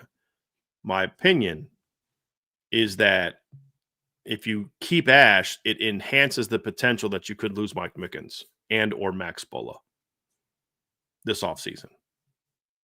And that to me would make it a downgrade for very obvious reasons. So that's why I'm going to say I'm going to ultimately sell it. But I don't have a lot of faith that Marcus Freeman sees it the way that I see it. Because, look, here's my frustration with fans. Fans will sit there and well, look what he did at the end of the year. Look what Joe Rudolph did against this team that's not very good. Why do we accept just okay from coaches but not players? Why, as fans, are we totally fine benching a player who's not performing well? Going to the portal to find another player who's better than a guy who's a good player but not a great player. Right, we're all sitting here saying, well, Notre Dame's going to have 12 receivers on scholarship last year. Why do we need to go to the portal? Well, you can upgrade. Cool. Why aren't we allowed to talk about upgrading an offensive line coach?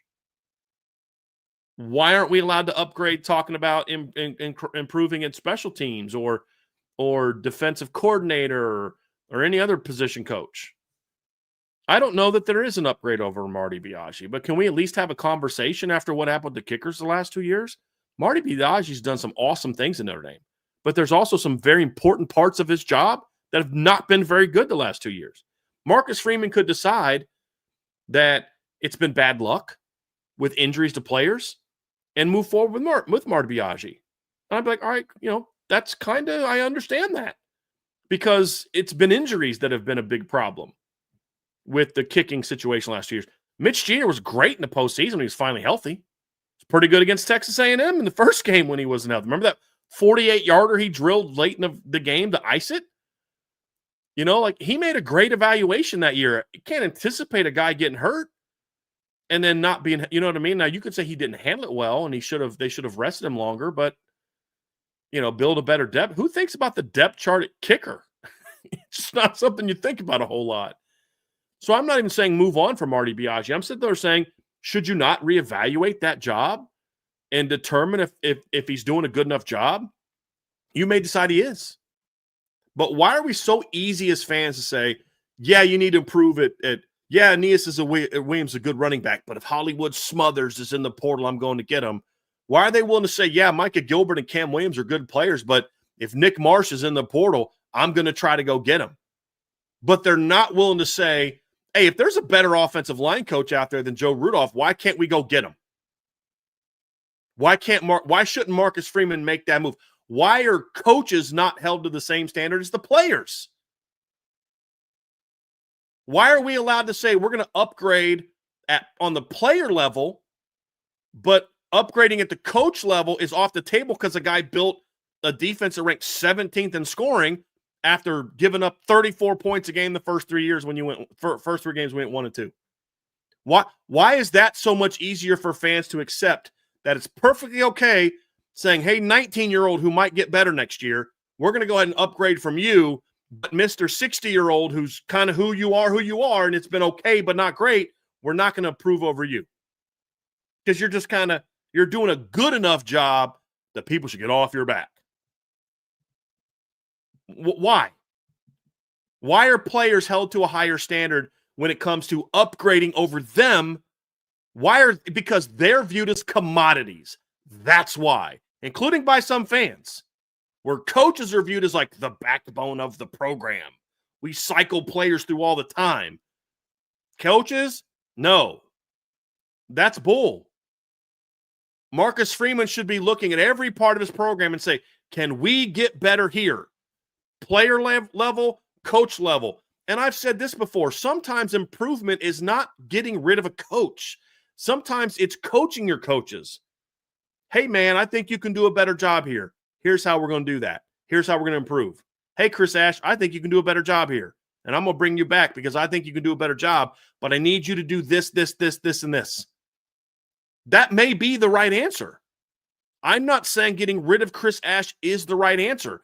I'm not saying getting rid of Joe Rudolph is the right answer. What I'm saying, however, is if you don't think the job of the O-line coach can be better, then you have cheapened the standard of what it takes to be a great team. Because how many more years are we going to use injuries as an excuse for why the offensive line doesn't play well in most of the big games? Why they don't play well again when they play really good D-lines? Well, it's the players this, players that, this, that. Okay, cool. So the O-line coach gets no responsibility. Great. Well, they averaged 200 yards rushing games. Yeah, because they ran a bunch on a bad USC team and a bunch of yards on a bad Purdue team and a bunch of yards on a bad Arkansas team. But they didn't run the ball in A&M and Miami. They didn't run the ball very well against NC State. Like, why is that? And that frustrates the heck out of me. People will go to bat for a coach way more than they'll go to bat for a player if they think they can upgrade. Let's be honest about that. If they found out, hey, Nick Marsh likes Notre Dame. Hey, sorry, Micah Gilbert. I know this is supposed to be your time, but Nick Marsh is better. But then if I were to say, well, hey, why shouldn't Marcus Freeman consider going out and hiring Bob Bostad? He just turned a Pat Coogan-led offensive line into a Joe Moore Award finalist where Joe Rudolph thought, Pat Coogan, you can't play for me anymore, and had an inferior offensive line. Why? I agree. Why should we not be allowed to consider that? Yeah. Why shouldn't Why shouldn't we demand that he consider that? We're demanding he do that at D tackle. We're demanding he do that at wide receiver. Why can't he do that with his coaching staff? I agree with everything that you're saying, and I'm not defending the other side. I'm just trying to give a window in here. As somebody who didn't have this job a year and a half ago, more people know who premier wide receivers are in college football than offensive line coaches. Like, I think that's one of the reasons why it comes up first. I'm not saying that it's right, because I don't think that players should be held to that higher standard than just the coaches, because at the end of the day, we're talking about 18 to 22-year-olds. But not a lot of people, the average fan is not going to know who Bob Bostad is. You and I do. We recognize the job that he does, but the vast majority doesn't. I'm not saying that that's okay, but I think that's some of it. Sure, but they don't have to know who he is to know that I expect the offensive line at Notre Dame to be better than it's been the last 2 years. Totally. And not to say fire Joe Rudolph, because, hey, you know what? You could fire Joe Rudolph and get a worse coach. Sure. You know what I mean? Like, I'm not saying fire Joe Rudolph. I'm using an example of if there's a way to improve there from a coaching level, why shouldn't we consider that? I'm just using him as an example. I'm using Chris Ashton as an example. I could say you could make a case that there's things Joe Rudolph can do to improve the job he's doing that would make the offensive line better. And I'd say that's very fair if someone's willing to hold him accountable the way that he holds his players accountable. You know what I mean? Sure. So those are all things that I think should be on the table. And it frustrates me when people are like, they'll make excuses for the job a coach does, but they'll in a heartbeat be like, yeah, if you can go to the portal and improve there, let's do it. But they're not willing to have those same conversations when it comes to coaches. I don't like that. Buy, sell, hold from BK's personal chef. What a glimmer of light in these trying times. I'll keep it simple and just do one for today. So buy, sell, hold. Notre Dame makes a huge splash at wide receiver this upcoming high school recruiting cycle, not portal, that puts other programs on red alert. Very, very high 4-star, 5-star, and stacks 2 top 5 media perceived classes. Buy. Also buy. Yeah, I'll buy that. Buy, sell, hold from Teach Like a Champion. Buy, sell, hold one of each on the number one reason why Notre Dame got robbed. So the other league, and if I'm reading this correctly, Brian, it's each one we're doing a buy, sell, hold, not buy one, sell one, hold one. Yep. Is that correct? Okay, Mm-hmm. cool. So buy, sell, hold. The other leagues are jealous that Notre Dame gets to keep all the playoff money and don't have to be in a conference. Buy, sell, hold. I buy that. I think that's absolutely part of it. Yes, buy. The ACC's misguided smear campaign against Notre Dame. I buy that. I don't think that did as much damage as to why Notre Dame didn't get in. Like, I think that is more of that created a perception that allowed the committee to do what they did. I don't think the committee changed their mind because of what Miami did. That's just my personal opinion. But I think what it did is it gave them cover to do what they did, which is actually worse. Yeah. Well, we talked about that yesterday, man. We talked about how like the media push and the narrative push of the head-to-head Notre Dame Miami head-to-head has to matter, head-to-head this allowed them to basically be a distraction for them maintaining Alabama at 9. Not even the fact that they just made the playoffs, lost by 21 points, had the worst showing in SEC championship game history, and they kept them at 9th. Mm-hmm. All while every show it led off with, is this the week? And a Notre Dame graphic and a Miami graphic. All the while, Ole Miss moves up without a head coach. Alabama stays in after losing by 21 points and having quite literally, historically, the worst performance of an SEC championship team in an SEC championship game. Yep. They got to remain at 9. So, yes, agreed. I'm had with 2 double-digit losses this year, including one to a 5-7 ACC team. Remind people of that. When you have 2 losses in games where you never led, and one of them was to 5-7, come on. When the most competitive the scoreboard looked was at the opening kickoff, come on. Yeah. And then last one, buy, sell, hold. SEC bias and Arkansas's athletic director as head of the playoff committee. I also think that's a buy. Mm-hmm. Because his how he talked about Notre Dame Sunday, body language, tone, all of it was so different than what he had talked about Notre Dame before. And I don't want to speak for you, Brian. This is just me specifically. I do not think it's because Arkansas's athletic director watched his own team get beat by 43. I think it's because he understands how Notre Dame can compete with the SEC. Because he watched Notre Dame beat them by 43 points, and all the other high-octane teams in the SEC, like a Texas A&M, like an Ole Miss, struggle with Arkansas. Mm-hmm. It's not just because I've seen that argument before. It's like he was mad at what Notre Dame did to Arkansas. No, I think he saw what Notre Dame did to Arkansas, and that is a direct threat to the other teams that were put into the playoff field. So that's how I agree with what you agree with what you're saying, Trevor. I still think there's still a little bit of, here's what you did to my team, and I'm going to kind of stick it to you a little bit. Fair. I don't think that was the driving force, though. That's more of a little like this Sunday is very good, but when you put a cherry on top of it, it's even better. Sure. Right? It doesn't make the Sunday, however. Right? Like you could have a Sunday without a cherry, and it's still really good. That's where the expression cherry on top comes from. It doesn't mean something sucks and then you put a cherry on it and all of a sudden it becomes good. Right. I made a steak last night. If it wasn't good, I'm not fixing it because I put a cherry on top of it. You know what I mean? Yeah.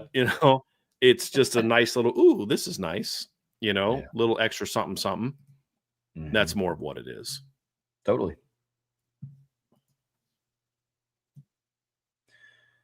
And then again from Teach Like a Champion, buy one, sell one, hold one this time. One for biggest gut punch as a Notre Dame fan. A, the 1993 Boston College game after, quote, the game of the century. B, the 2012 beatdown in the championship game to Bama. And C, this playoff snub. Buy one, sell one, hold one. The biggest gut punch. The easy sell to me is B. Yeah. Like, that was just one that I can live with because it took you about 2 series, one on each side of the ball, to be like, it's going to be a long day. That team is a lot better than I thought they were, and they're a lot better than Notre Dame. The biggest one to me is still probably this one. C would probably be my biggest gut punch because I still think if you look back in 1993, and I've made this argument before, Florida State had a better overall resume. If we look at it from a resume, top to bottom, Notre Dame had a better resume. Now, the reason I think Notre Dame got screwed back then is because that's not how they didn't apply that criteria back then. They went by a different standard, and they went against their standard to give Florida State the championship. And the perfect example is 1989, because Notre Dame had a far better overall resume than Miami. Miami won head-to-head. Miami got the title. Notre Dame had one of the most dominant teams in history of college football up until that Miami game. So it's like you can't screw Notre Dame. You can't say Notre Dame doesn't win at 93 because Florida State had the better overall resume, which they did. I've pointed this out before.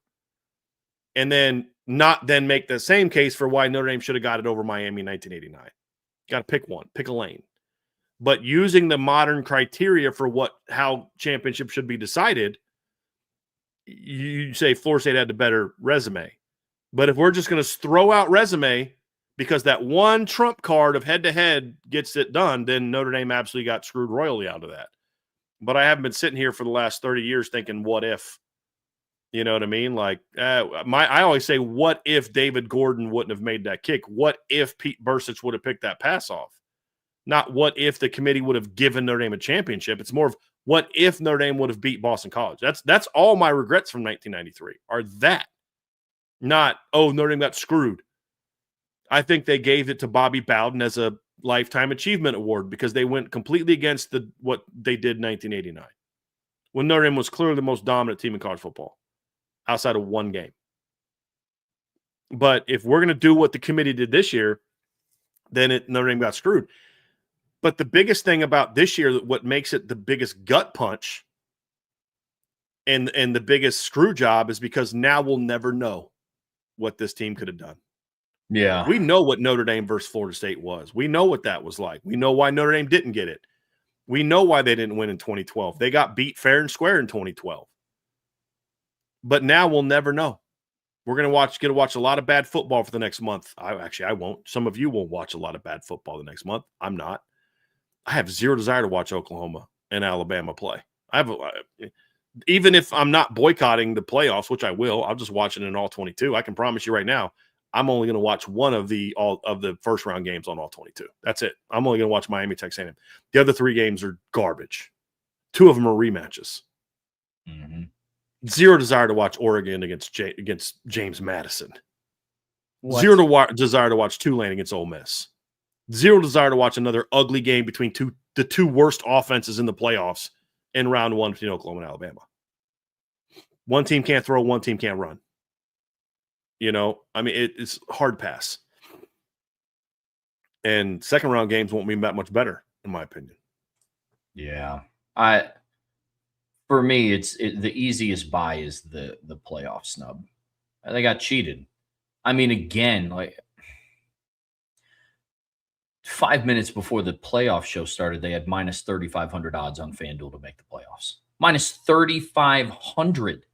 But those are the same odds they had to beat Boston College.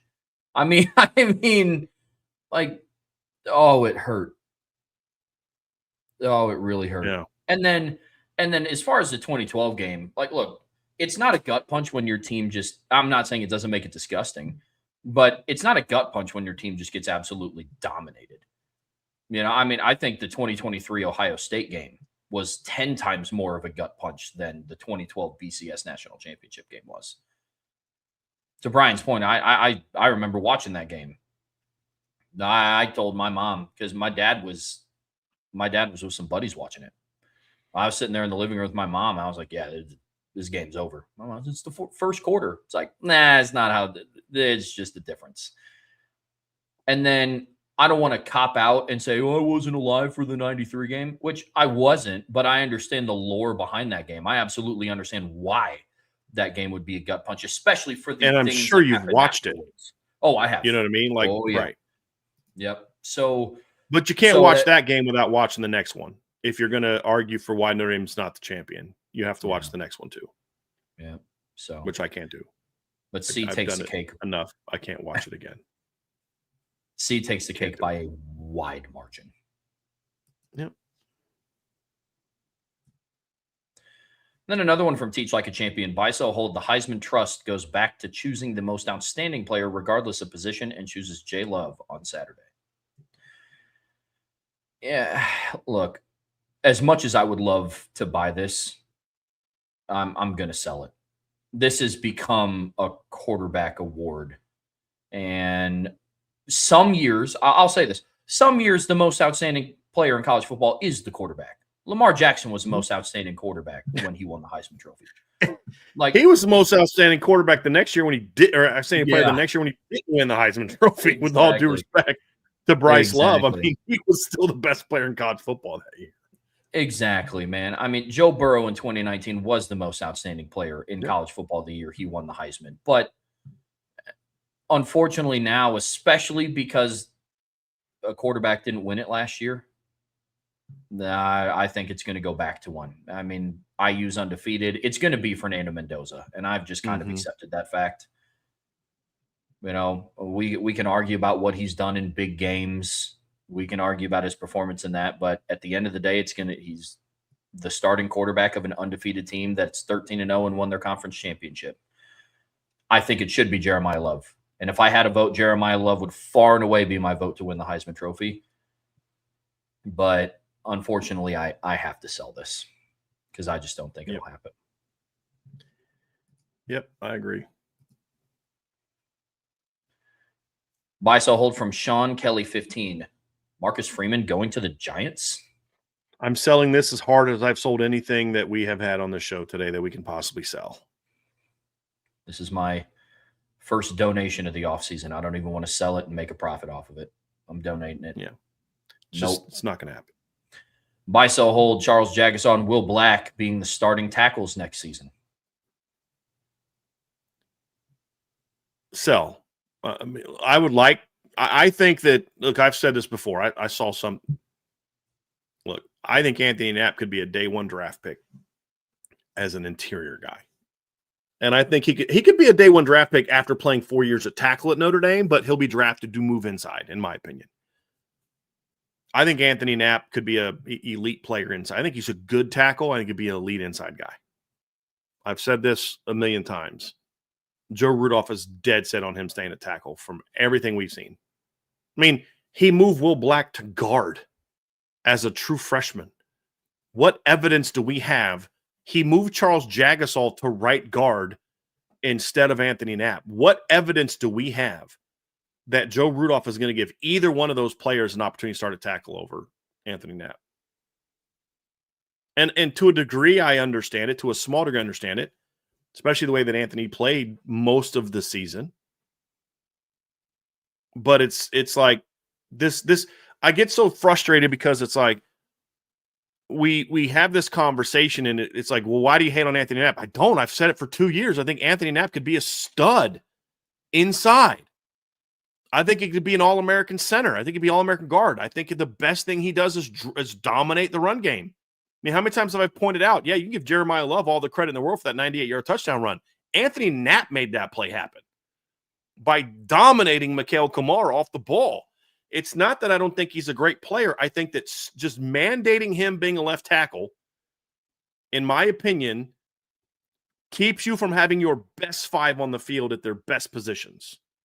That's the problem. You and I see that the exact same. I mean, there's a better chance that Charles Jagasaw and Will Black are starting guards next season than they are starting tackles because of the reasons that he laid out. Right. Agreed I mean, he had a completely. choice. Do you want to move Anthony Knapp to guard or Charles Jagasaw to guard? And he chose Charles Jagasaw. And the first day that Will Black showed up with football pads on, he moved him to guard. Day one. And his reasoning, I already know what he can do at tackle. Really? That's interesting. That's the dumbest thing I've ever heard of in my entire life. Literally the dumbest thing I've ever heard come out of a coach's mouth, whose name is not Charlie Molnar. That's how dumb that was. Buy, sell, hold from JP is for Notre Dame. Aeneas Williams was underutilized by the Notre Dame running backs coach in 2025. Buy. I mean, I'm not saying Aeneas should have had the same role he had in 2024 because Jeremiah Love was a different cat on third down in 2024. But I would argue they didn't even use Jeremiah Love appropriately on third down to justify him always being on the field on third down. Yep. I would say this. I don't think Jadarian Price should have ever been in the game on third down. That's not his strength. Not that he's not good at it. He got a lot better at it. He's just not as good as what Jeremiah and Jadarian are. But if we didn't even see Jeremiah Love get a lot of touches on third down. So you could have made a case to have Aeneas in there and taken some of that wear and tear from Jeremiah. But they also, there's a lot of third downs. They were in a lot of decent third mediums this year where you still have that threat of the run. You lose that when you put Aeneas in the game as much. Although you could go back, well, I remember a couple third and longs last year Aeneas broke. You would be correct. But Aeneas broke it for 12. Jeremiah can break it for 50. Like, that's not a knock on Aeneas. He's a really good football player. I understand it. But I still say that doesn't mean Aeneas never plays a meaningful snap until injury. You know what I'm saying, Trev? There's a happy medium here. You're struggling in the red zone. Not once did we ever try Aeneas Williams, who's like 5'8", as an option to get low and get up underneath those guys with his strong legs. Not once. That wasn't even considered. Well, and once the rotation at slot receiver got thin after Jaden Greathouse got hurt, not one time it took until the last game of the regular season to send him on a wheel route. Come on. Right. Or use 21 personnel with him and Jeremiah on the field where both of them could go out and play receiver. Yep. So that is also a buy for me. Yep. That's a really good submission, JP. Another one from JP. These non-conference schedules helped and did not hurt these college football teams by getting first-round buys. Texas Tech played Arkansas Pine Bluff, Kent State, Oregon State. Ohio State played Grambling State and Ohio. Indiana played Indiana State, Kennesaw State, and Old Dominion, and Georgia played Austin P, Marshall, and Charlotte. All right, if we're gonna point out those teams, then two of those teams we need to be honest. Ohio State had Texas also. Mm-hmm. And I don't care if you play Texas non-conference, I don't care that you play Grambling in Ohio. When you're in a legit league, if you have a team like Texas on your non-conference, and you may disagree with me, Trev, and if you do, say so. But when you have a team like Texas on there, I don't care who else you play in your non-conference. I don't. You've earned my non-conference respect if you win that game. Georgia went too far the opposite direction. I don't need you to play a 3-game gauntlet when you've got Georgia Tech at the end of your schedule. But you got to give me better than Austin P, Marshall, and Charlotte. Yeah. You know what I'm saying? You got to give me better than that. That's my point. Yeah, absolutely. It definitely comes down to who it is. Like with Ohio State playing Texas out of conference, absolutely. I'm okay with them playing Grambling and Ohio.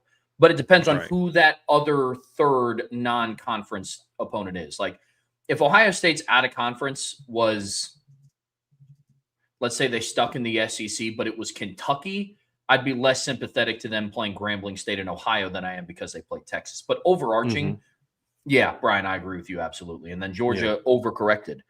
Georgia earned a lot of respect from me last year because not only did they play Georgia Tech in the non-conference, they also played Clemson in week 1 last season out of conference. So it all depends on who that other person is.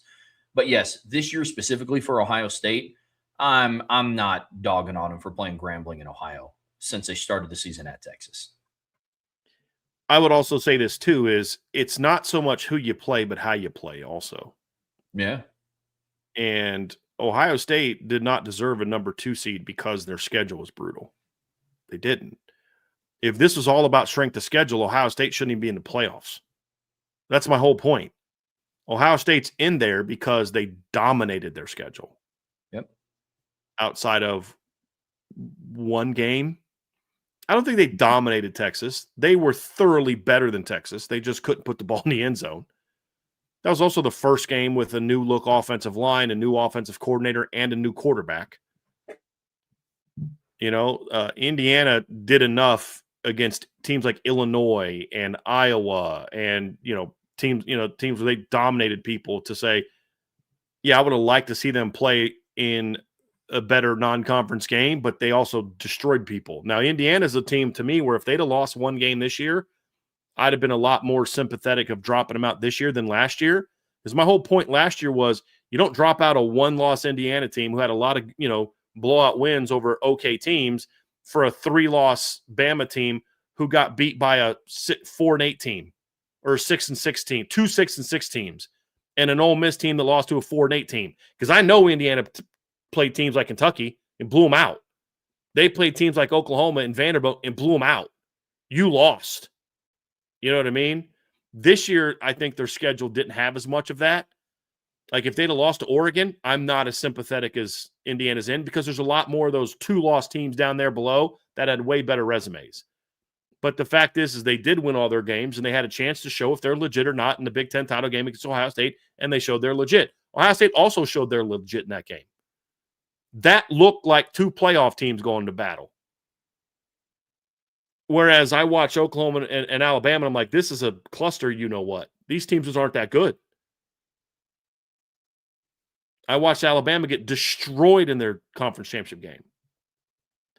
So, but as far as buys, who are you going to give the buy to if not those 4 teams? Oregon? If you want to talk about playing weak non-conference schedules, let's talk about their schedule, which was what? Oregon State, Oklahoma State, Montana Tech or something like that, right? And then like they had who are you going to give to Ole Miss? Because they had Tulane on their non-conference schedule? Like none of the teams in the top 6 had dynamic schedules. Why is Texas Tech? Why did I advocate for Texas Tech getting a bye? They didn't beat a lot of good teams, but they destroyed people. Yeah, they destroyed solid teams. Ohio State, Washington's not a great team. Going on the road and beating Washington by 18 points is a convincing win for me. Just like Oregon beating Washington by 12. That is an impressive win. Beating Illinois by 50 is an impressive win.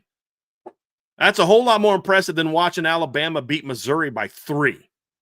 Yeah. So it's not just your paper resume. That's drives me nuts. People just point to paper resumes. What does that tell you about how good the team is? So those teams are getting buys because they were the most dominant teams in college football. I have zero beef with the top 4 buys. Literally none. I think it was Pete Bavacqua yesterday in the press conference that was like, I mean, if this was a 4-team playoff, there'd be quite literally zero drama.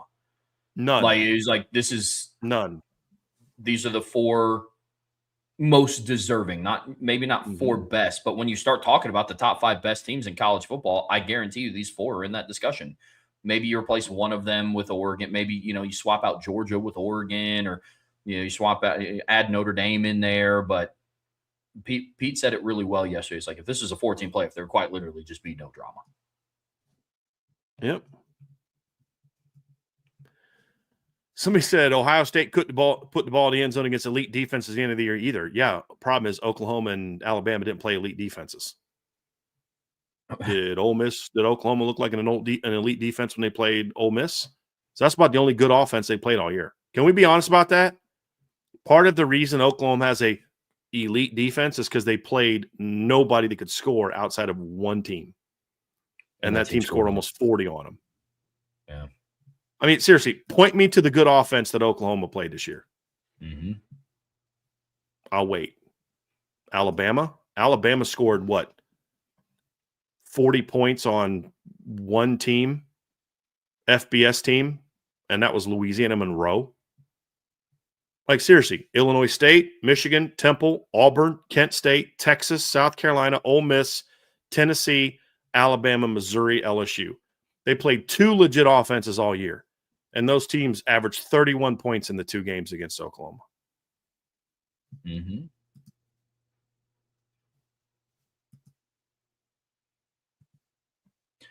Another one from JP is for Notre Dame. Sorry, hold on one second. Okay, yeah.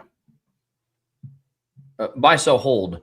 I missed the 2025 prediction show in which you predicted that Luke Talich would score 3 touchdowns and Eli Raridan would score no touchdowns. Yeah, you missed it. I mean, we accidentally deleted that whole show from our podcast platform, so you can't go back and call us on it. But yeah, we definitely predicted that Luke Talich would score 3 touchdowns and Eli Raridan scored none. We were all over that. I mean, I'm just so bummed that we still don't have a recording of that show that shows our greatness and our how smart we were, because we totally nailed that. I said, hoping everyone is in the chat stupid and believes anything that I say, because that definitely did not happen. I wish I was that smart. That would have looked, man. Hey, Trev, remember when I predicted 3 touchdowns for Luke Talich? Brian, this is why we need to save our phone conversations for shows. Yes. Like, jeez, man. Yeah, just pretend that we said it in a. That's perfect, actually. Yeah, just pretend that we said it in a. I'm glad. I'm glad JP brought that up. I was actually talking to a buddy about that in July, and I completely forgot to mention it in the show. I don't know how I missed that. Yeah, I was all over it, man. I was all over it. Oh, goodness. Getting into the final part of Buy, Sell, Hold here on the Irish Breakdown podcast, brought to you by our friends over at FanDuel. It's Buy, Sell, Hold now that it's the off season, something that we'll be doing pretty regularly here on the Irish Breakdown podcast. And Kelly's dance instructor is getting us kicked off here with a Buy, Sell, Hold. First one, Notre Dame will no longer have the spring game. I'm going to sell that, because I think they'll at least have 1 or 2 more, but that's eventually going to go away as well. Sadly. I'm going to buy it in that I think Notre Dame will no longer have the spring game in the way that we're used to seeing it. I could see it being potentially more of a showcase type deal. I don't know if it'll be like full-on scrimmages. We saw a little hint of that last year with the 7-on-7 piece, which I actually really enjoyed. I thought the 7-on-7 piece of the spring game last year was pretty dope. But I buy it in that sense. I think there's still going to be something in the spring, but I don't think it's going to look like the traditional blue gold game that we're used to seeing. So that's where I'm at with that one. And I'm not happy about that, by the way. No. Buy, sell, hold. Tay Johnson is an All-American first team following the 2026 season. Buy. Also buy. Yeah, I think he's going to have a monster year next year. Monster year. Mm-hmm. And buy, sell, hold. Next season, Notre Dame has 9 players that will be drafted in the 2027 draft. Oh, at least. Buy. At least. I mean, I think if you just off the top of my head, CJ Carr, Jordan Faison, Jaden Greathouse, if he goes pro, Cooper Flanagan will have a shot. At least 1 offensive lineman, if not 2. At least 2 defensive ends, if not 3. I mean, I think Josh Burnham and Boubacar both get drafted next year. I think Drake Bowen, who goes into his last year next year, is an NFL draft pick. I think Leonard Moore's an NFL draft pick. I think that Christian Gray's an NFL draft pick. And I think that Adon Schuler's an NFL draft pick. And then, of course, you said Tay Johnson. There's a chance that 4 of Notre Dame's starting 5 defensive backs get drafted next year. Yeah. Now, Adon could come back in 2027, but I don't know that he would if he keeps playing the way that he's playing. He was better. He was really good last year as a redshirt freshman. He was better this year. He didn't have a great first game, but he got a lot better as the season went on very quickly. Just had a bad game. I think he recovered quickly from that. Yeah. And I don't even know that I'd say he had a bad game. He had a bad 5 or 6 bad plays. It's probably a better way of saying it, which leads to a bad game. But I mean, I think Don will be NFL ready after next year. Certainly. And now I don't know that Tay's definitely going to go pro next year, but I think there's a chance. You have to at least think about it. So I think at least 9. Yeah. If they don't have 9 guys getting drafted next year, then that's going to say I don't know that they are within 14 points of anyone they play in 2027. Yep. If that many guys come back. Yep. Yeah, that tells me one of two things. The 2027 team is going to go absolutely crazy, and you could argue the 26 team underperformed. That's the negative side of that. Yeah, it's kind of wild when you think about it, Trev, that next year is Drake Bowen's last year at Notre Dame. It just goes so quick. It goes so fast. It really is wild because he didn't redshirt as a freshman. He played special teams all year, so nor would it have mattered. Drake Bowen's a perfect example of why you just don't redshirt certain players. So yeah, he didn't play a lot of defense, but he played a lot of special teams. Okay, that's good for him. Like he was never going to be a 5-year player. So, should have played him. And they did. He didn't. I mean, I would have. The only mistake they made with Drake Bowen in 2022 or 2023 was that he should have played more against Central Michigan when JD was out. Yeah. That was my only criticism of them that year, is they should have left Jack out at Rover and played Drake in that game. Yep. Yeah. Buy, sell, hold from Berto 2121. Schools entering private equity deals. Utah set to become the first. Yeah, I'm not a big fan of that at all. Like, at all. Yeah, I'm selling it. Yeah, I'm very much against that. Very much against that.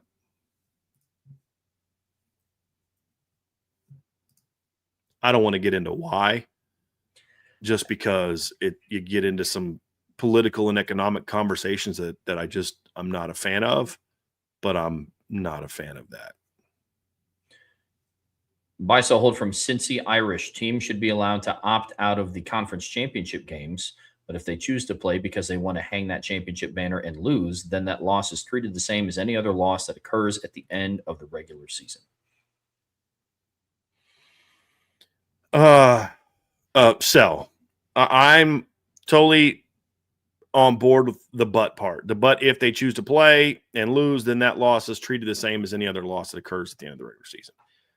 Actually, I'm gonna sell the whole thing. I think playing in a conference championship game should not be treated as a normal game because it's not a normal game.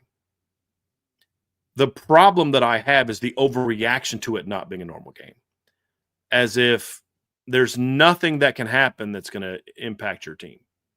Because I would say if like, you don't think Vanderbilt would have loved a shot at Georgia to prove themselves as a playoff caliber team? If you're a fringe playoff team like Bama was, that game should matter a lot more. And what Bama showed in that game is they're not a championship contender. They absolutely got worked by a team that was. So, like, if Bama would have played a 4-quarter down to the wire, nail biter, Georgia wins in a walk-off field goal, you know what I'd have said in the show? Bama deserves to be ahead of Notre Dame. Let me rephrase. They deserve to remain ahead of Notre Dame, meaning I still think Notre Dame's better than Bama. I still think Notre Dame should have been ranked ahead of Bama. My point would be, but if you thought they were better than Notre Dame now, that game should not cause you to bump them behind Notre Dame. That's punishing a team for playing in an SEC title game. What is not punishing a team for a title game is when you play a 4-quarter game and get destroyed. That should mean something. It meant something for BYU. They got whooped, and they were more competitive against Texas Tech than what Bama was against Georgia. They dropped a spot because if you applied the same standard to BYU that you applied to Alabama, then Notre Dame's the 10th ranked team based on your stupid logic.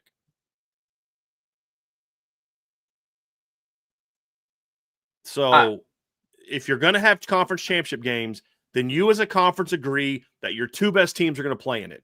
And if you're going to allow them to opt out, then stop having conference championship games, which you should be getting rid of anyway. We have said this on record multiple times, Trevor. In the era of 16 to 18 team leagues, there's no point in having a conference championship game unless you're going to have two divisions. I'm actually going to write an article about this. I'm going to remind myself of that. I'm going to write an article that's going to be kind of fun, that if you want to have conference championship games, then here's how you do it. You create two divisions within your one league, and you don't care as much about all the teams in each division playing all the other teams in each division every other year. I've said this like with the ACC, you basically turn it into a sort of a Big East looking team, and then your other division is your old school ACC teams. So Carolina, Virginia, Duke, North Carolina, Clemson, they're all in one division. The other division is kind of like a lot of the old former Big East teams, Miami, Pitt, Syracuse, Louisville, teams like that. And then you'd have one floater, SMU, and then they just don't play one of the teams in their division every year. Or you go get an 18th team, and now you've got 9 in both. And then you play all 8 of those games, and then you have one game that you'll play against, or excuse me, it'd be 7 of the games, and then you have 2 crossover games that you play against the other division, and then you have 3 non-conference games. Like, that's how you fix this. Now you have a better sense of who the best team is in this division and who the best team is in that division. You know, and it'd be a lot easier to do that in the Big Ten, for example, because you basically go back to the old Big Ten East versus Big Ten West. The only difference is now the Big Ten West has Oregon, USC, and Washington, as opposed to back then when your best teams were Wisconsin, Iowa, Nebraska, Purdue occasionally. So that's kind of where I'm at. Like, if you're going to have conference championship games, then you need to go to where you have divisions, where you have a way of measuring who the best teams are in your division. Because right now you can't. That's how you end up with Duke in the ACC title game, and not Miami, not Georgia Tech, not SMU. You know what I mean? Like, that's how you end up with freaking Duke. Yeah, I'm gonna, for Cincy Irish's submission, I'm gonna sell this solely based on the first part. Look, if you give teams the option to opt out, then you might as well just get rid of the conference championship games entirely, something that they've already devalued. The playoffs like the expanded playoffs have devalued it, and the just super messy and convoluted tiebreakers have also devalued conference championship games, because you're not getting the best teams. Sometimes you will. In the Big Ten you did, but in order to do that, you had to have 2 undefeated teams. You know, you probably did in the Big 12. I just think it's rough that like Texas Tech was just far and away the best team in the Big 12, and any one of Utah or Houston or BYU all would have lost in the same fashion in the conference championship game to Texas Tech. That one's just a little bit more lopsided. You didn't get the 2 best teams in the ACC. You didn't get the 2 best teams in the SEC, in my opinion. So if you give teams the option to opt out, then you might as well just get rid of them. I just want there to be fair repercussions, win or lose, fair consequences, win or lose, barring the outcome of conference championship games. That's just all I want. If a team loses by 21 points in a game where they never led and played, and I will say it again just because I enjoy saying it, the worst performance in SEC conference championship game history, because it was. Is that something that is that a metric you've seen somewhere? Like, Brady Quinn talked about it on his show today. He said that this year's based off of this year's Alabama team is the first team in SEC conference championship history to not put any points on the board for 3 quarters. Wow. I wonder if anyone's ever had negative rushing yards before. Probably not. Maybe. Like, considering sacks, like maybe I don't know if it's been recent, but it is legitimately the worst performance in SEC conference championship game history. That's really bad. But there has to be a repercussion. And they were rewarded. They were rewarded for losing that bad. So Mm-hmm. I say all that to say, at the very least, there has to be some sort of consequence for winning or losing by a big margin. They rewarded Georgia for winning by a big margin. They got a bye, as they should Mm-hmm. have. So that's where I'm at with that one. Yeah.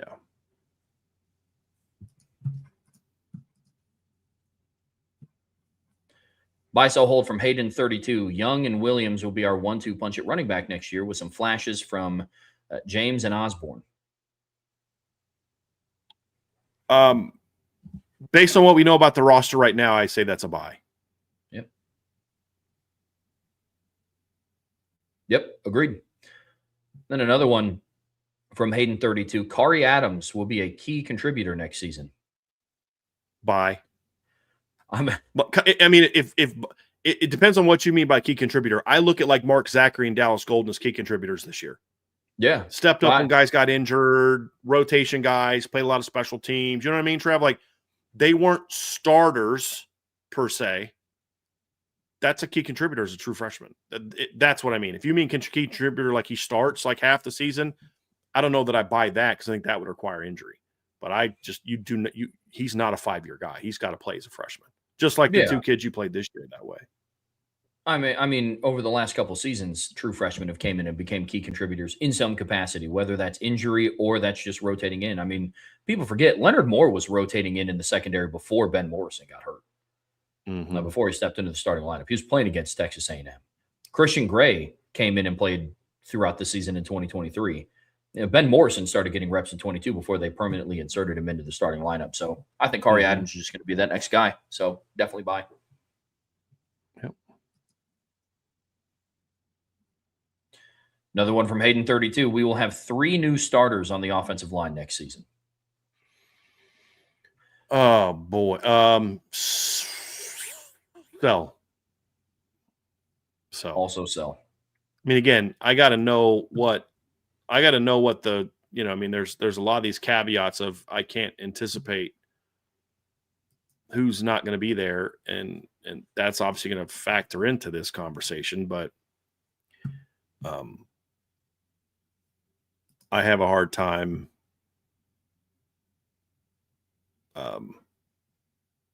seeing 3 new starters. I mean, I think that Ashton Craig was injured early enough to where I think he'll be back.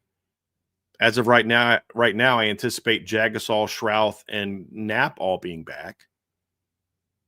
So if Craig is not healthy, and I don't think Wagner will be back, and I'm only saying that now. I would not be saying that if it wasn't for the fact that Pete Bavacqua said what he said the other day. Like he kind of let the cat out of the bag. And so, because I don't specifically say what he said word for word, but he basically alluded to the fact that Emil Wagner wouldn't be playing in the bowl game. Why would he not be playing the bowl game? Because he's going to go to the portal or he's going to go pro. And I think if I had to guess between the two, I would guess portal. And we won't talk a whole lot about that until that announcement happens and kind of get into why. But I think 2 is the spots that I see. And Joe Rudolph, I don't know that he's going to give other guys a chance to start over other guys coming back because he hasn't really shown a great tendency to do that. There has been sometimes, we saw that last year with Sam Pendleton beating out Rocco Spindler.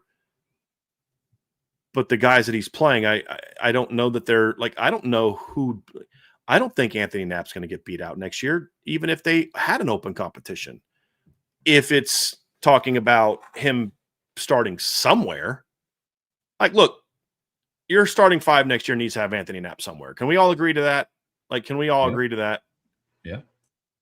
The only debate, and it's been the debate the entire season, is he in the right place to put your best 5 together?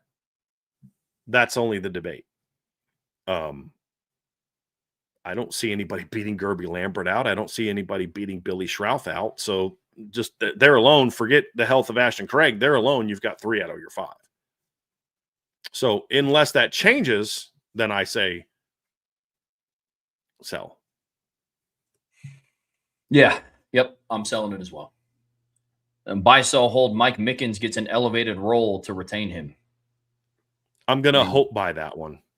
I like that you said role, not payday. Because I don't think Mike Mickens cares about getting paid more money. I think Mike Mickens cares about the role. I'm going to hope by it as well.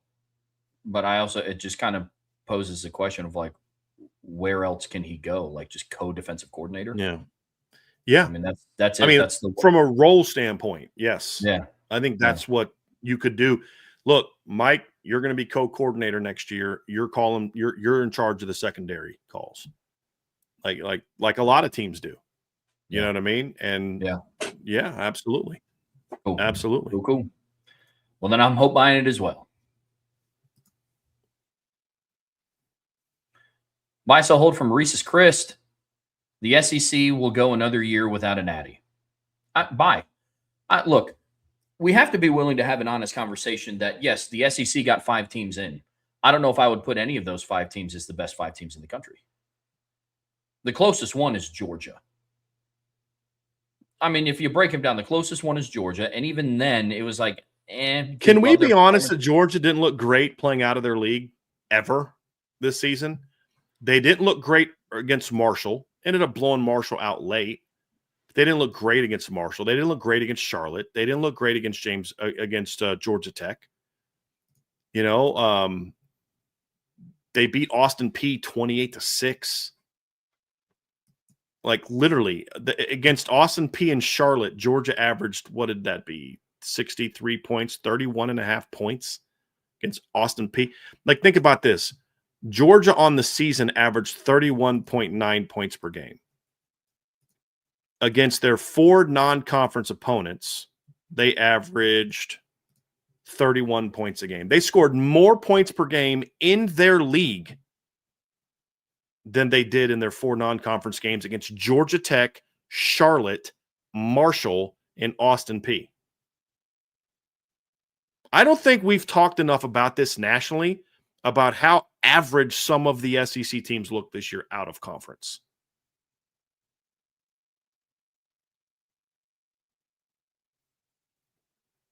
I mean, you're definitely not wrong. I mean, look, like I was saying, the entire field of SEC teams are just like Ole Miss is an unknown. And I'm still not impressed with their resume up to this point.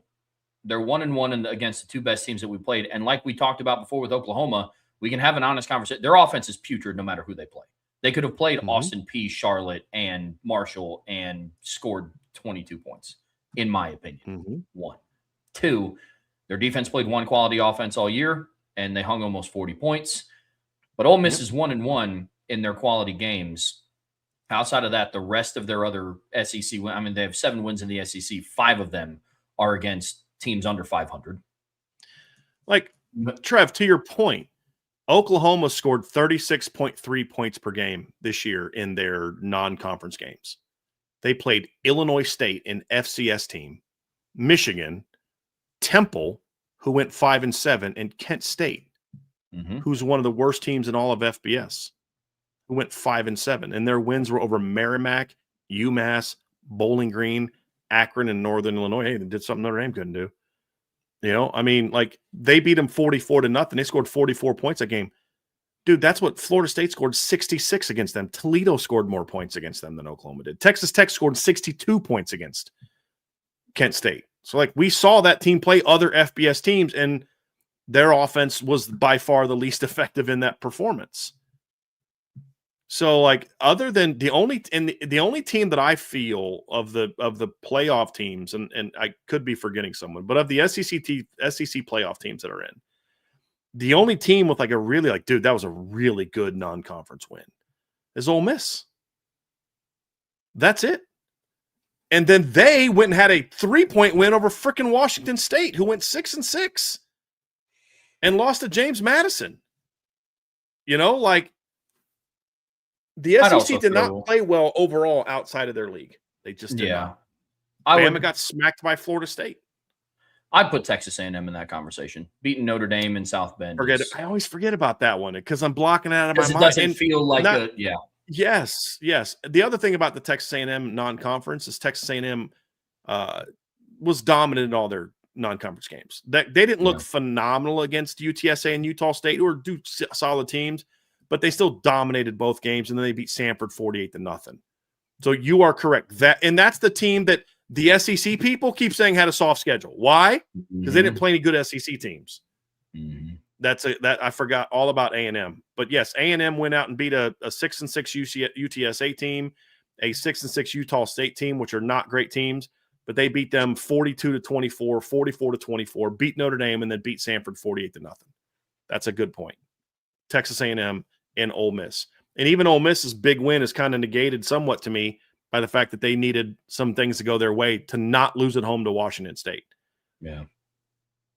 So the SEC did not look dominant. And let's not even get into what happened the last week of the regular season, because I don't want to bring up the 40-something to nothing beat down that Louisville gave Kentucky, or the 2-touchdown win that Clemson had over South Carolina, who almost beat Bama and Texas A&M in the last month of the season. Yep. So, yeah. 100%. Buy, sell, hold. We should root for Indiana. I mean, the way that Indiana fans are, I have zero desire to let them have that, but I have nothing against the Indiana team. I'm not rooting for anybody, honestly. I mean, the only team that I'd even consider rooting for, I can't root for because I just hate the SEC so much because of everything that's happened, is Mike Elko, because I like Mike Elko, but I don't really care who wins, honestly, at this point, as far as from a rooting standpoint. And that's how I am most years. Like, I don't root for certain teams, but I think the reason to go with Indiana, where I could maybe buy this, is that Indiana would probably blow up the system even more. Like, it would make more heads explode. But I wouldn't love that. Archer says, I do, BD. Facts. I know it's your team's in there. But I don't particularly have a rooting interest for anyone. And I'm not rooting against necessarily anyone other than just the one league as a whole. Yeah, I'm just rooting against the college football playoffs. Yeah. Like, I'm not rooting for Indiana. I don't know if there's a force on earth that could make me root for Indiana. Yeah. Buy, sell, hold. If I didn't know if I didn't have any interactions with any Indiana fans ever, I'd probably root for Indiana. But their fans make them a very unlikable team from a rooting standpoint. 100%. And unfortunately, I grew up around that for 18 years before I moved down here to Indianapolis. And there's just a smorgasbord of everything down here. But yeah, that's how their fans have always been. But it was about basketball. So yeah, I'm not a chance. I'm rooting for IU. Buy, sell, hold. All this BS will result in the resolve from Freeman to get Notre Dame to minimum the championship game. I mean, I'll hope by that. Oh, it should.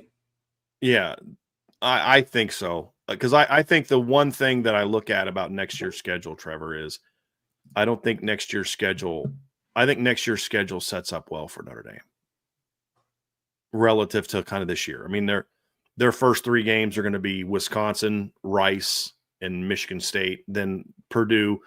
Like, I don't know that there's I still think the Northern Illinois game was a bit of an anomaly. If you look at Notre Dame the last 3 years, this year, last year, and the year before, I mean, you have to go back to year 1, to kind of have a similar loss. That game stands out as different than what we've seen the last 3 years.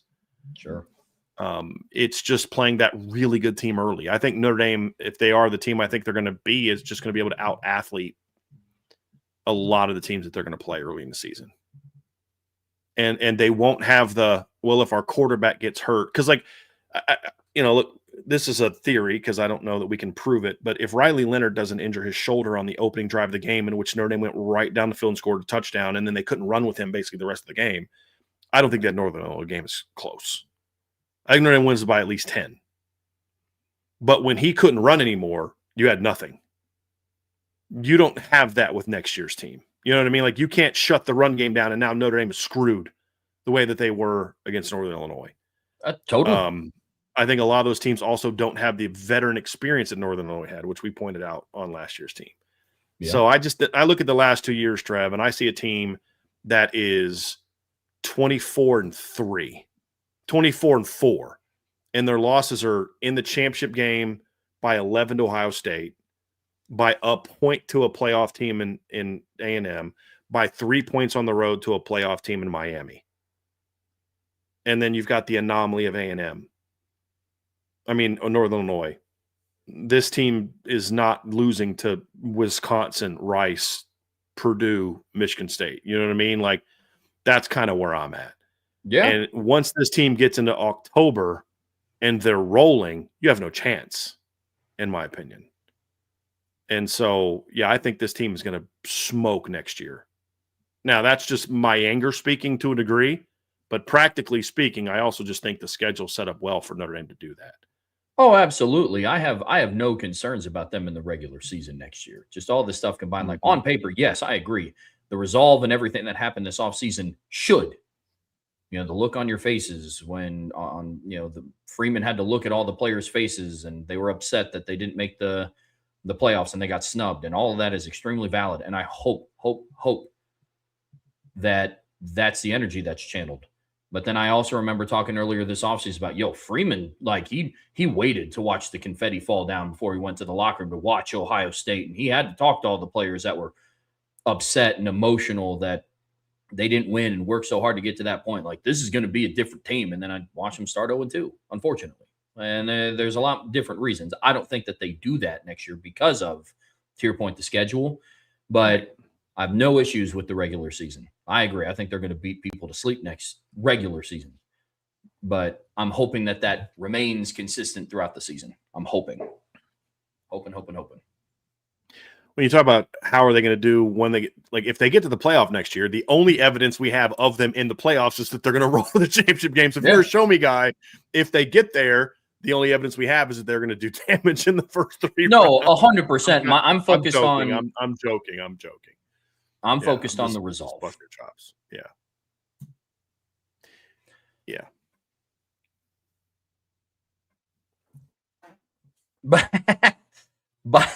By so you were trying to figure out what his name was, weren't you? I was wondering how long it was going to take you to figure that out. I was sitting there. I was like, Trevluz. I was like, what? I was like, all right, man. No, I love that. Buy, sell, hold from Trev loves tight ends. Sure do. If Jack Swarbrick were the athletic director, Notre Dame wouldn't have been left out of the playoffs. I have to sell this. I mean, I have my opinion, but we don't know. We don't know. We don't know. Yeah. I understand where you're coming from, but we just don't know. Same page. I mean, my gut tells me no, they wouldn't have been left out, but I think that's a little bit unfair to Pete Bavacqua. We don't know.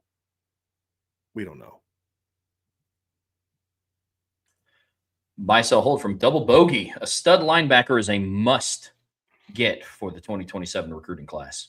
Buy. I think they have one already, but yes, buy. Buy, sell, hold. The ACC will fix its ridiculous tiebreakers. Yeah, Jim Phillips is talking about that today, so I buy that. Of course, now he's like, we need to have a uniform tiebreaker. No, they don't. Dude, you mind your business. You have the dumbest tiebreakers out there. You fix your tiebreakers. You don't worry about everybody else. That's what I'll say. Yep. That's fair. I'll hope by it because it needs to change because I think it's absolutely ridiculous. You just had a 5-loss team in your conference championship. So right. You handle your business first. Don't worry about what everybody else is doing. You fix your garbage first. Yep. And then we got to almost the end without a food one, but we are at the end of the cards, but I do have one that was put up late that I'm going to actually read. Yeah, that was put into the thing, but this is the last card. Yeah, we waited till almost to the end to get a food one, which is interesting. So buy, sell, hold. Sugar cookies are the dominant Christmas cookie. You know what's funny, Trev? I don't know what it is about once it gets cold, I love sugar cookies. If you handed me a sugar cookie in May, I'd be like, I'm good, buddy. You know what I mean? But like in December, I want to make them with my wife. I'm dead serious. Like, I don't know what it is about me, but I mean, I kind of got to go with you on that. It's not my favorite Christmas treat. That's my mom's Buckeyes. My mom makes Buckeyes for Christmas, and they are phenomenal. She also makes like Oreo truffles. She actually had a bunch of them at last year's tailgate for anyone that was at the Indiana game. She had a bunch of those. Oh, yeah, she did. Her Buckeyes are my favorite Christmas candy treat, but as far as cookies, yeah, I got to go with sugar cookies. Sugar cookies with some kind of the light green and red sprinkle. I don't know what it is I love about that, but that is my favorite cookie at Christmas time. My What say favorite you, cookie. Mr. Yeah, my favorite cookie at Christmas time is Snickerdoodles. Like, I don't know, Okay. I don't know if that's like considered a Christmas cookie. We always had them around Christmas, or I would always end up having them around Christmas. So I think that counts, whether it's yeah, traditional or not. It's kind of a lot about like, well, what was that experience for you, Trev? Like for me, growing up, we had turkey at Thanksgiving, we had turkey on Christmas. My wife, yeah. they had lasagna on Christmas. I mean, shocker, Mm. my Italian wife, they had pasta on Christmas. But like for me, when we grew up, we had Thanksgiving. We basically had 2 Thanksgiving dinners essentially because our Christmas dinner was the same as. So it just depends on what you grew up on, and if Sure. Snickerdoodles were a prominent candy for you when you grew up, then it kind of makes it a Christmas candy. Yeah, It's not like the Die Hard debate. Is Die Hard a Christmas movie or not? It is, but it is. people say it isn't. You can have that debate. That's ultimately what people don't know. I'm gonna let a little secret out. That's ultimately why I fired Ryan Roberts. Like we lied at the time. Ryan and I both did, and we said, "Oh, he got a new job and he moved on." That wasn't the real reason. The real reason that I just could no longer take his Die Hard is not a Christmas movie takes. That's clearly 100% a joke. Everyone. So Ryan and I are still very cool. We were actually texting yesterday, but I like to make that joke. It's because of that. Like it was bad enough he refused to watch Top Gun Maverick. That was bad enough. But then when he said in a show that Die Hard's not a Christmas movie, I was like, I don't know that we can be friends anymore. Refuse to watch Top Gun Maverick? Yes. Yes. Yes. I mean, just look, man, watching a bunch of F-18 Hornets take off of a aircraft carrier deck to danger zone was worth the price of admission for me. I watch Top Gun Maverick all the time. Yeah. That's a great movie. Yeah. I'm texting Ryan right now. I just text him, I just broke the real reason you left I'd be on the show. So he seemed like, what? So yeah, that's you say, yeah, BD, my wife's family does the Italian dinner. Problem is they aren't good at Italian food. LMAO. Well, my wife's family, her Italian family would probably tell me that what I consider Italian food at Christmas is not Italian food either, but there you go. That's it. So we had one more, Trev, that came up late from Carson Jackson, put one in here at the end of the show. He says, Bisa hold, number 1, going into the portal for a potential 6-year scholarship running back or potential 5th scholarship QB is a waste of scholarships, time, and money. Instead, they should coach up the talent they have. I'll let you answer that. Running backs, I buy. Quarterbacks, I'm gonna sell because I think for quarterback, if you go and get like a depth piece, that could be important. Some of that's going to depend on the development of Blake Hebert. Some of that is going to depend on the readiness of Noah Grubbs when he comes in. But if they go to the portal and they find a quarterback that went to an Ivy League school or was at like a Western Kentucky or something like that, one of those type of schools that wants to get his master's from Notre Dame, aspires to be a coach one day, I would actually like that to give there some sort of buffer of if CJ does, God forbid, get hurt, you're not putting in another redshirt freshman or a true freshman. That's a rough situation to be in. But again, some of that's going to develop. Gino Guidugli is going to have a much better idea of the development of those quarterbacks than I would. So if they don't go get a quarterback in the portal, then we're going to know. Then we're going to know. But running back, I agree with. There is plenty of talent in that room that I don't think they have to go get when you have Aeneas. Kedron comes back from injury. You're still going to have Nolan James. Who knows what Jabron Payne is going to do? And then you have those 2 stud freshmen coming in. So I'm with you on running backs. I'm going to sell on the quarterbacks because that just depends on the situation. But I would lean towards sell. I wouldn't hate going to the portal to get just an experienced veteran that can come in and get you out of a game. I think it depends on how you feel about Blake Hebert is really where I think I'm coming from on this one, Trev. If you think Blake Hebert's ready to take over by the next season, then I'm okay with going with what you have. Sure. You've got the 3 scholarship kids. You'll have Anthony Rizak as a 4th. I would be, and I think this is also partly the reason why Notre Dame is interested in Teddy Gerard reclassifying because then you'd have that fourth talented scholarship kid just in case an emergency happens. I'm okay going to the portal for the right kind of portal quarterback if it's a veteran who doesn't have any intentions of being the guy, an Ivy League kid, a MAC level kid that just wants to kind of get his master's from Notre Dame, wants to maybe get into coaching, that kind of thing. I would support that. 6-year running back, as long as everybody on the current roster comes back, I think Notre Dame's fine at running back. Because here's the deal. Your receiver class gives you some protection. Your defensive back room gives you some protection. You'll have Aeneas Williams.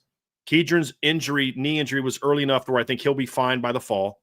You've got Nolan James. Let's assume that J. Love, Payne, and Price all go pro or the portal. Let's just assume that. If Jabron Payne comes back, you definitely don't need to go to the portal. But let's just assume all three of them leave. You've got Aeneas Williams. You've got Kedron Young.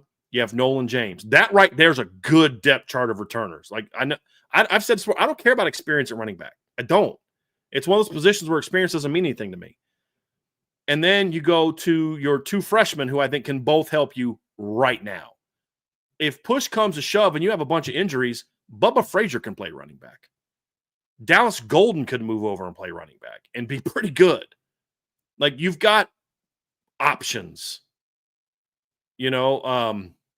that I think allows you to say, hey, I think they're good at running back.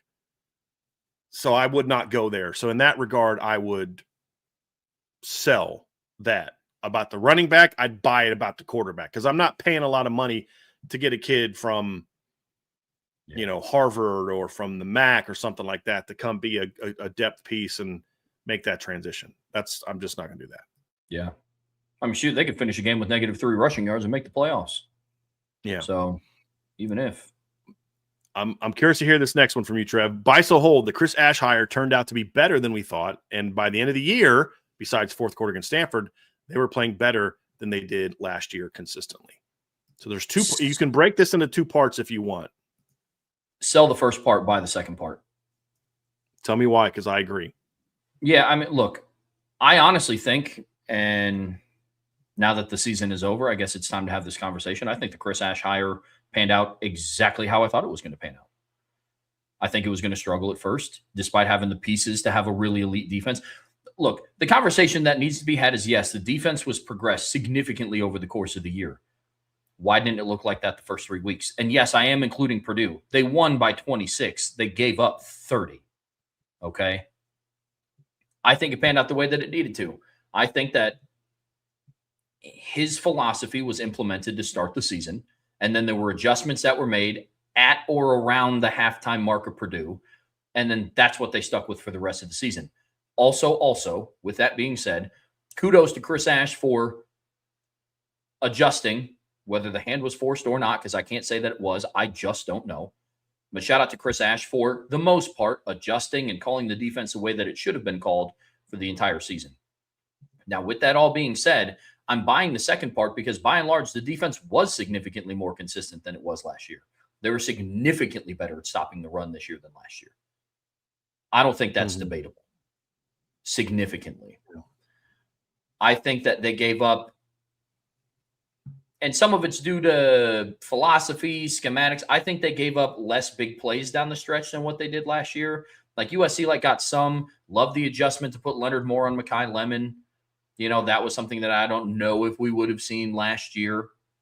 So I think by and large, the defense played significantly more consistent last year, especially after the first 3 games and what it did in 2024. Not better, not worse, just more consistent. I do think the pass rush overall was significantly improved from last year to this year. And so, yeah, I'm buying the second part. I am selling, or buying the second part, holding the first part, selling. Look, no coach is perfect, and Al Washington's far from perfect, just like all of us. But the job he's done the last 2 years with the defensive line is pretty freaking good. Yeah, in my opinion. You know what D-line led college football in pressures this year, according to PFF? Notre Dame. Mm-hmm. And they didn't blitz as much as they did last year. He's done a heck of a job the last 2 years. I would say that I'm with you. I buy the first part, or excuse me, sell the first part, buy the second part. we said I think the defense late in the year was playing better than at any point in time last year over stretches. Like if you take a 3 to 4 game stretch, I think that was better than any stretch they had last year. I mean, this defense played really good football the last 2 months. I think Chris Ash did a solid job. He was kind of forced, in my opinion, from what I've been told, into changing some things. I think he benefited from the influence of Marcus Freeman, Mike Mickens, and Al Washington and Max Bulla, which is what any D coordinator should benefit from. That's not even a criticism, but I don't think it was necessarily him taking that early on. And I think, as we said before, the whole goal for Chris Ash was don't screw this up. I mean, we said before the season, this defense is this is a top 5 defense talent-wise. Just don't screw it up. Well, guess what? He screwed it up. It took a month to fix the defense from what he changed. So I don't care that they finally played like they should have late in the year. That's what you were supposed to do. That's like me saying that's like me saying, and this isn't a shot at Jaywan Sider. It's like saying, like, well, man, Jaywan Sider deserves to win the best running back coach in America award because look how good Jadarian Price and Jeremiah Love were. Like, again, that's not a shot at Jaywan Sider at all. It's like, well, dude, look what he walked into. Like, it was already kind of set. It was just don't screw it up. You know what I mean? Like, Dealin had already recruited these guys. He'd already developed these guys. Like, the room was loaded. Your job's not to screw it up. You know what I mean? And he didn't really screw it up. I mean, there's some moments here and there. There was always an adjustment period to a new coach, but like you screwed it up. Like what you did after camp ended is why Notre Dame, in my opinion, a big reason why Notre Dame started the season 0-2. Not the only reason. So I don't care what you did when you finally stopped screwing it up. That's what you were supposed to do day one. This defense should have been better than it was last year. It had better players than it had last year. I mean, your secondary, you lose Xavier Watts. That's a tough loss. Jack Kaiser. But like you added Leonard Moore's a year older, Christian Gray's a year older, Devontae Smith, in my opinion, is better than Jordan Clark. You added an elite freshman class. Adon's a year older. Tay Johnson is an elite talent.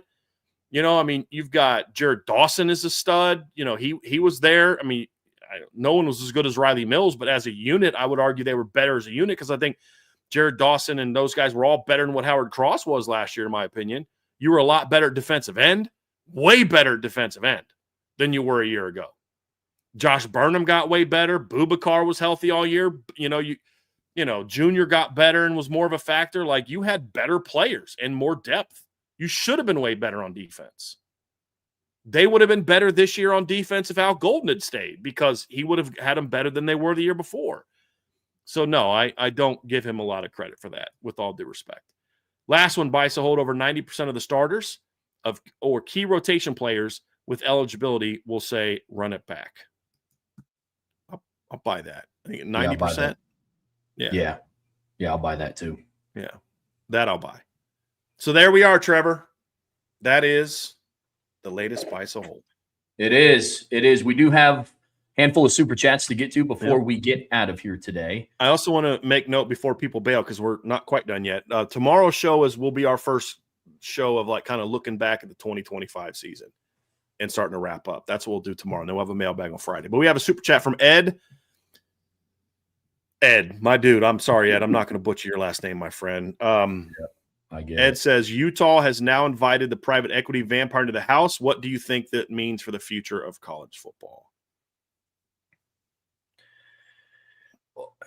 Overarching, Ed, because I'm not going to get too much into detail about all of this, and there's still some research that I have to do on my end before I can fully formulate an opinion, but I think this is going to continue to push it farther and farther away from the meaning of being a student athlete. I think that it is going to make this messier. I understand that it's the push to try to – it's Utah's individual way of trying to regulate the craziness of NIL and the transfer portal and all this other stuff. But look, above all else, I think it's going to continue to devalue the core meaning of being a student athlete. So that's where I'm at with that one, Ed. Big picture. I think it's very dangerous. I think if you look at how – I'm not saying all private equity is bad, but if you look at a lot of entities in the last decade, You look at Subway, how much the quality of their food has gone down. Look at Southwest Airlines, how the quality of what they produce has gone down. That's a danger of what you do.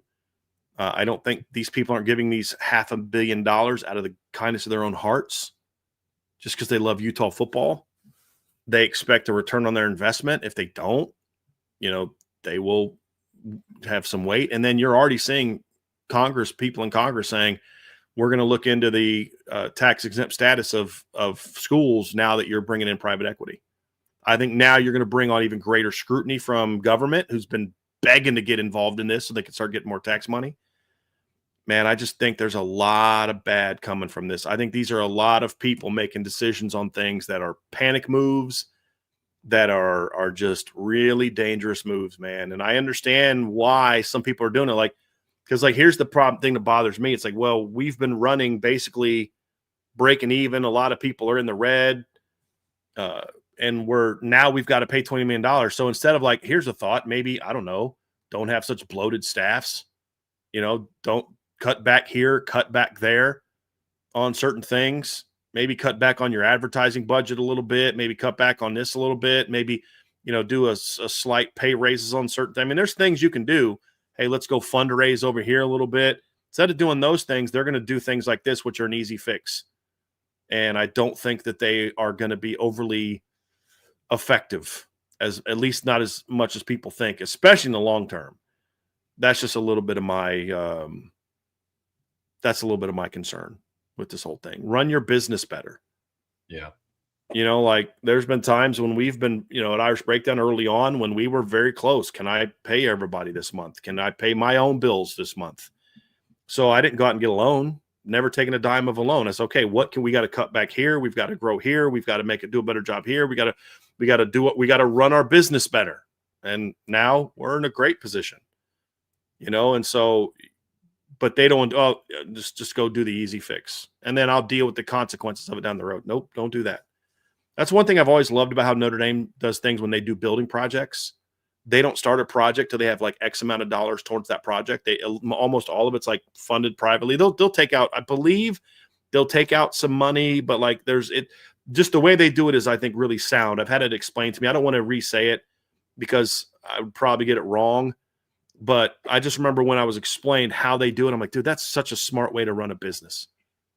You know what I mean? To where you just don't get yourself into these big projects that you don't have the money for. So you got to take out all this loans. You got to do it. And next thing you know, this $200 million facility is going to end up costing you $350 million because of all the interest you got to pay, this, that, and the other thing. I'm like, that's smart. That's real smart how you do that. And yeah. I just don't think enough people are doing that. They're looking for the quick fixes, and that rarely works out well. Super chat from Jason Grice. Appreciate you. Why doesn't anyone acknowledge the reason Notre Dame isn't in a conference before complaining why Notre Dame isn't in a conference? Saw your video on why and thought it was excellent. I appreciate that, Jason. The best thing I can say is I just don't think people really care about educating themselves. I think they'd rather just say emotional things. They follow the crowd, say things that other people say, and have no. I mean, there's Notre Dame fans who have no idea why Notre Dame's independent. I have Notre Dame fans who think, well, we just think we're better than everybody else. No, that's not why they're independent. I think I'm going to republish Andrew's 4-piece article. Yeah, this week. I would. That'd be awesome. Yeah. I'll say this, Jason. A lot of it, and I don't really draw a lot of allusions to politics in this show, but I think overarching, I think a lot of it is similar to politics. With the Notre Dame not being in a conference conversation. It's well, my grandpa thought it was dumb that Notre Dame wasn't in a conference. And so my dad also thought that it was dumb that Notre Dame wasn't in a conference. So I also think it's dumb that Notre Dame isn't in a conference. There's a lot of that. It's a lot of that. And it's laziness and your unwillingness to educate yourself. I'd be lying if I said that at the start of my fandom at 8 years old, I understood why Notre Dame wasn't in a conference, but you have to be willing to educate yourself. Once you become a grown-up. Ultimately, that's why. Right. Exactly. Yeah. From Carson Jacks, appreciate you. Thank you for the super chat. 2025 could have been the, quote, run it back year for the players, and the expectation of retention similar to last year is unrealistic. I'll sell that. Yeah. I mean, they lost guys last year. They'll lose guys this year. I think overall, I think they're going to have more guys go in the portal this year. But I think the perception will be that but part of it is honestly, there's some guys that they're just like, we're not willing to pay that. And we think what we have coming down the pike is pretty good. And we have to make some business decisions because there is a cap now.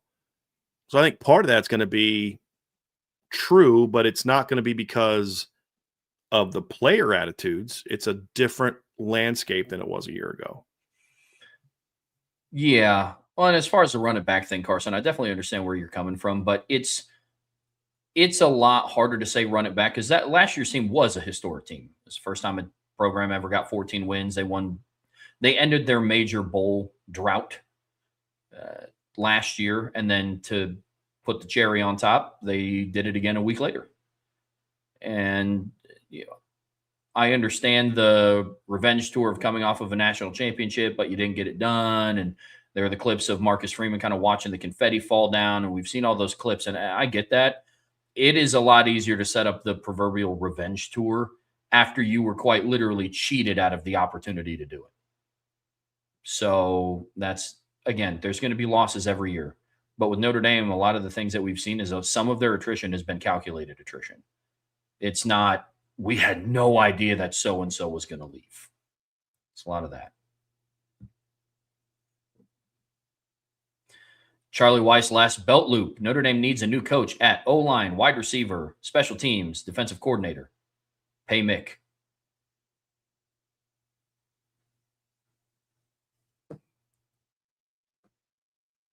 So thank you. Definitely on board with the last part. Appreciate you, Charlie. Yep. And the super chat from Raymond Hartman. Appreciate you, Ray. Buy, sell, hold. ESPN doesn't even care about the ratings of the playoffs because they knew they'd make up for loss of viewership with the gambling audience. Oh, no, trust me. The ratings are going to crush it in the playoffs. That's part of the reason they want all the SEC teams in there. SEC does why do you think ESPN wants the SEC? Why do you think they're so tied to the SEC? There's no bigger fan base from a conference standpoint in America, and it's not close, than the SEC. And then, of course, there's Ohio State's one of the biggest individual teams, so you benefit there. But there's the bottom half of the Big Ten viewership numbers don't come close to what you get from the bottom half of the SEC. Ohio State and 5 SEC teams, and especially since that's big brand SEC teams, it's Bama, it's Oklahoma, it's Georgia. The ratings are going to be great. It may not be great in South Bend, Indiana, in Chicago, but overall, they're going to be great because that's a part of the reason why they want the SEC in there. I mean, Bama's going to probably draw more eyes than Notre Dame even would because that's just the nature of the fan base. I think that Notre Dame, Oklahoma would have been a big draw than Oklahoma, Alabama, but you know what I'm saying? I don't know moving forward if it would have been the case in all rounds, but Alabama, I think, is one and done at worst best. Well, they're two and done. Well, to your point, Brian, I mean, the national championship last season, despite it being two really big fan bases, the viewership overall dipped a little bit because there wasn't just an SEC team involved. Mm-hmm. So in comparison to other years. So agreed. Super chat from ND Milton fan. Appreciate the super chat. Over the last 3 weeks, there were more gymnastics done by the CFP to get Alabama in the playoffs versus an ACC team. 100% agree. I mean, we said that in the show for 3 weeks. That's why we kept hammering the ACC about how dumb they were. Mm-hmm. Because I'm like, dude, you guys have a way better argument to make here. And in making that argument, it then benefits your league because now your best team is in and a team that you're partnered with is in. But they just weren't smart enough to see that. They just zeroed in on Notre Dame. But they should have absolutely been hammering Bama and Oklahoma and Ole Miss for a month. And Ole Miss more so with the coaching stuff. Hey, if he leaves, because that went on for weeks. That wasn't just something up and happened before the Egg Bowl. If he leaves, you better treat Ole Miss the same way you treated Florida State. That's what they should have been doing. 100%. But that's why I say Jim Phillips has got to go. I often don't say I advocate for people being fired. If the ACC wants to save itself, they'll fire Jim Phillips. And it's not just because of this. In the last year, you got sued by your two biggest brands, had to basically give in a lot of demands that basically sped up your demise, and now you've alienated your biggest big business partner in Notre Dame. Yeah. If that's not terrible leadership, I don't know what is. I really don't know what is.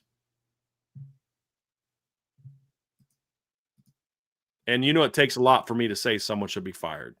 100%. But Jim Phillips should be fired. Super chat from Mark Staten. Appreciate the super chat, Mark. Do you guys think Heisman voters will hold a grudge against Notre Dame not going to a bowl game that it will cost Love votes? It might. I don't think it's going to be a thing where he would have won it, but because of this, he doesn't. I don't think that's going to be the case. I don't think he was ever going to win it, unfortunately. No. He got my vote. Oh, yeah. 100%. Especially because whatever he did in the bowl game wouldn't go towards the Heisman count. The bowl game would have been afterwards. So, no, I don't think it will. I mean, the biggest factor, and I said it earlier in the show, Mark, the biggest factor working against Jeremiah Love is that he's not a quarterback, unfortunately. And that's the reality of what this award has become. So, I think that's the biggest thing that's going to cost him. Agree. That, Trevor, is officially the end. Bang. Well, folks, had a lot of fun during the first Buy So Hold. Not to worry. We will have plenty more throughout this offseason. Tomorrow, Brian and I will be back at 1 p.m. And like he said, we're going to kick off our kind of recap of the 2025 season. Can't believe we're already doing it. It's kind of sad that we are at this point already, but that's what we're going to start doing as of tomorrow. Here in about an hour, the guys are going live on IB Nation Sports Beat to go through their midweek mailbag. So if you have even more questions, be sure to throw those in the chat tonight. On your way out of here, be sure to hit that like, hit that subscribe, hit that notification bell. Be sure to share this podcast with your friends and family. Anybody that you know loves Notre Dame and college football as much as you do, but as always, the best way to support what we do here is subscribe to the premium message boards at boards.irishbreakdown.com. So until tomorrow, that is Brian. I'm Trevor. We will see you back here very soon on the Irish Breakdown podcast, brought to you by our friends over at FanDuel. Have a wonderful evening, everybody.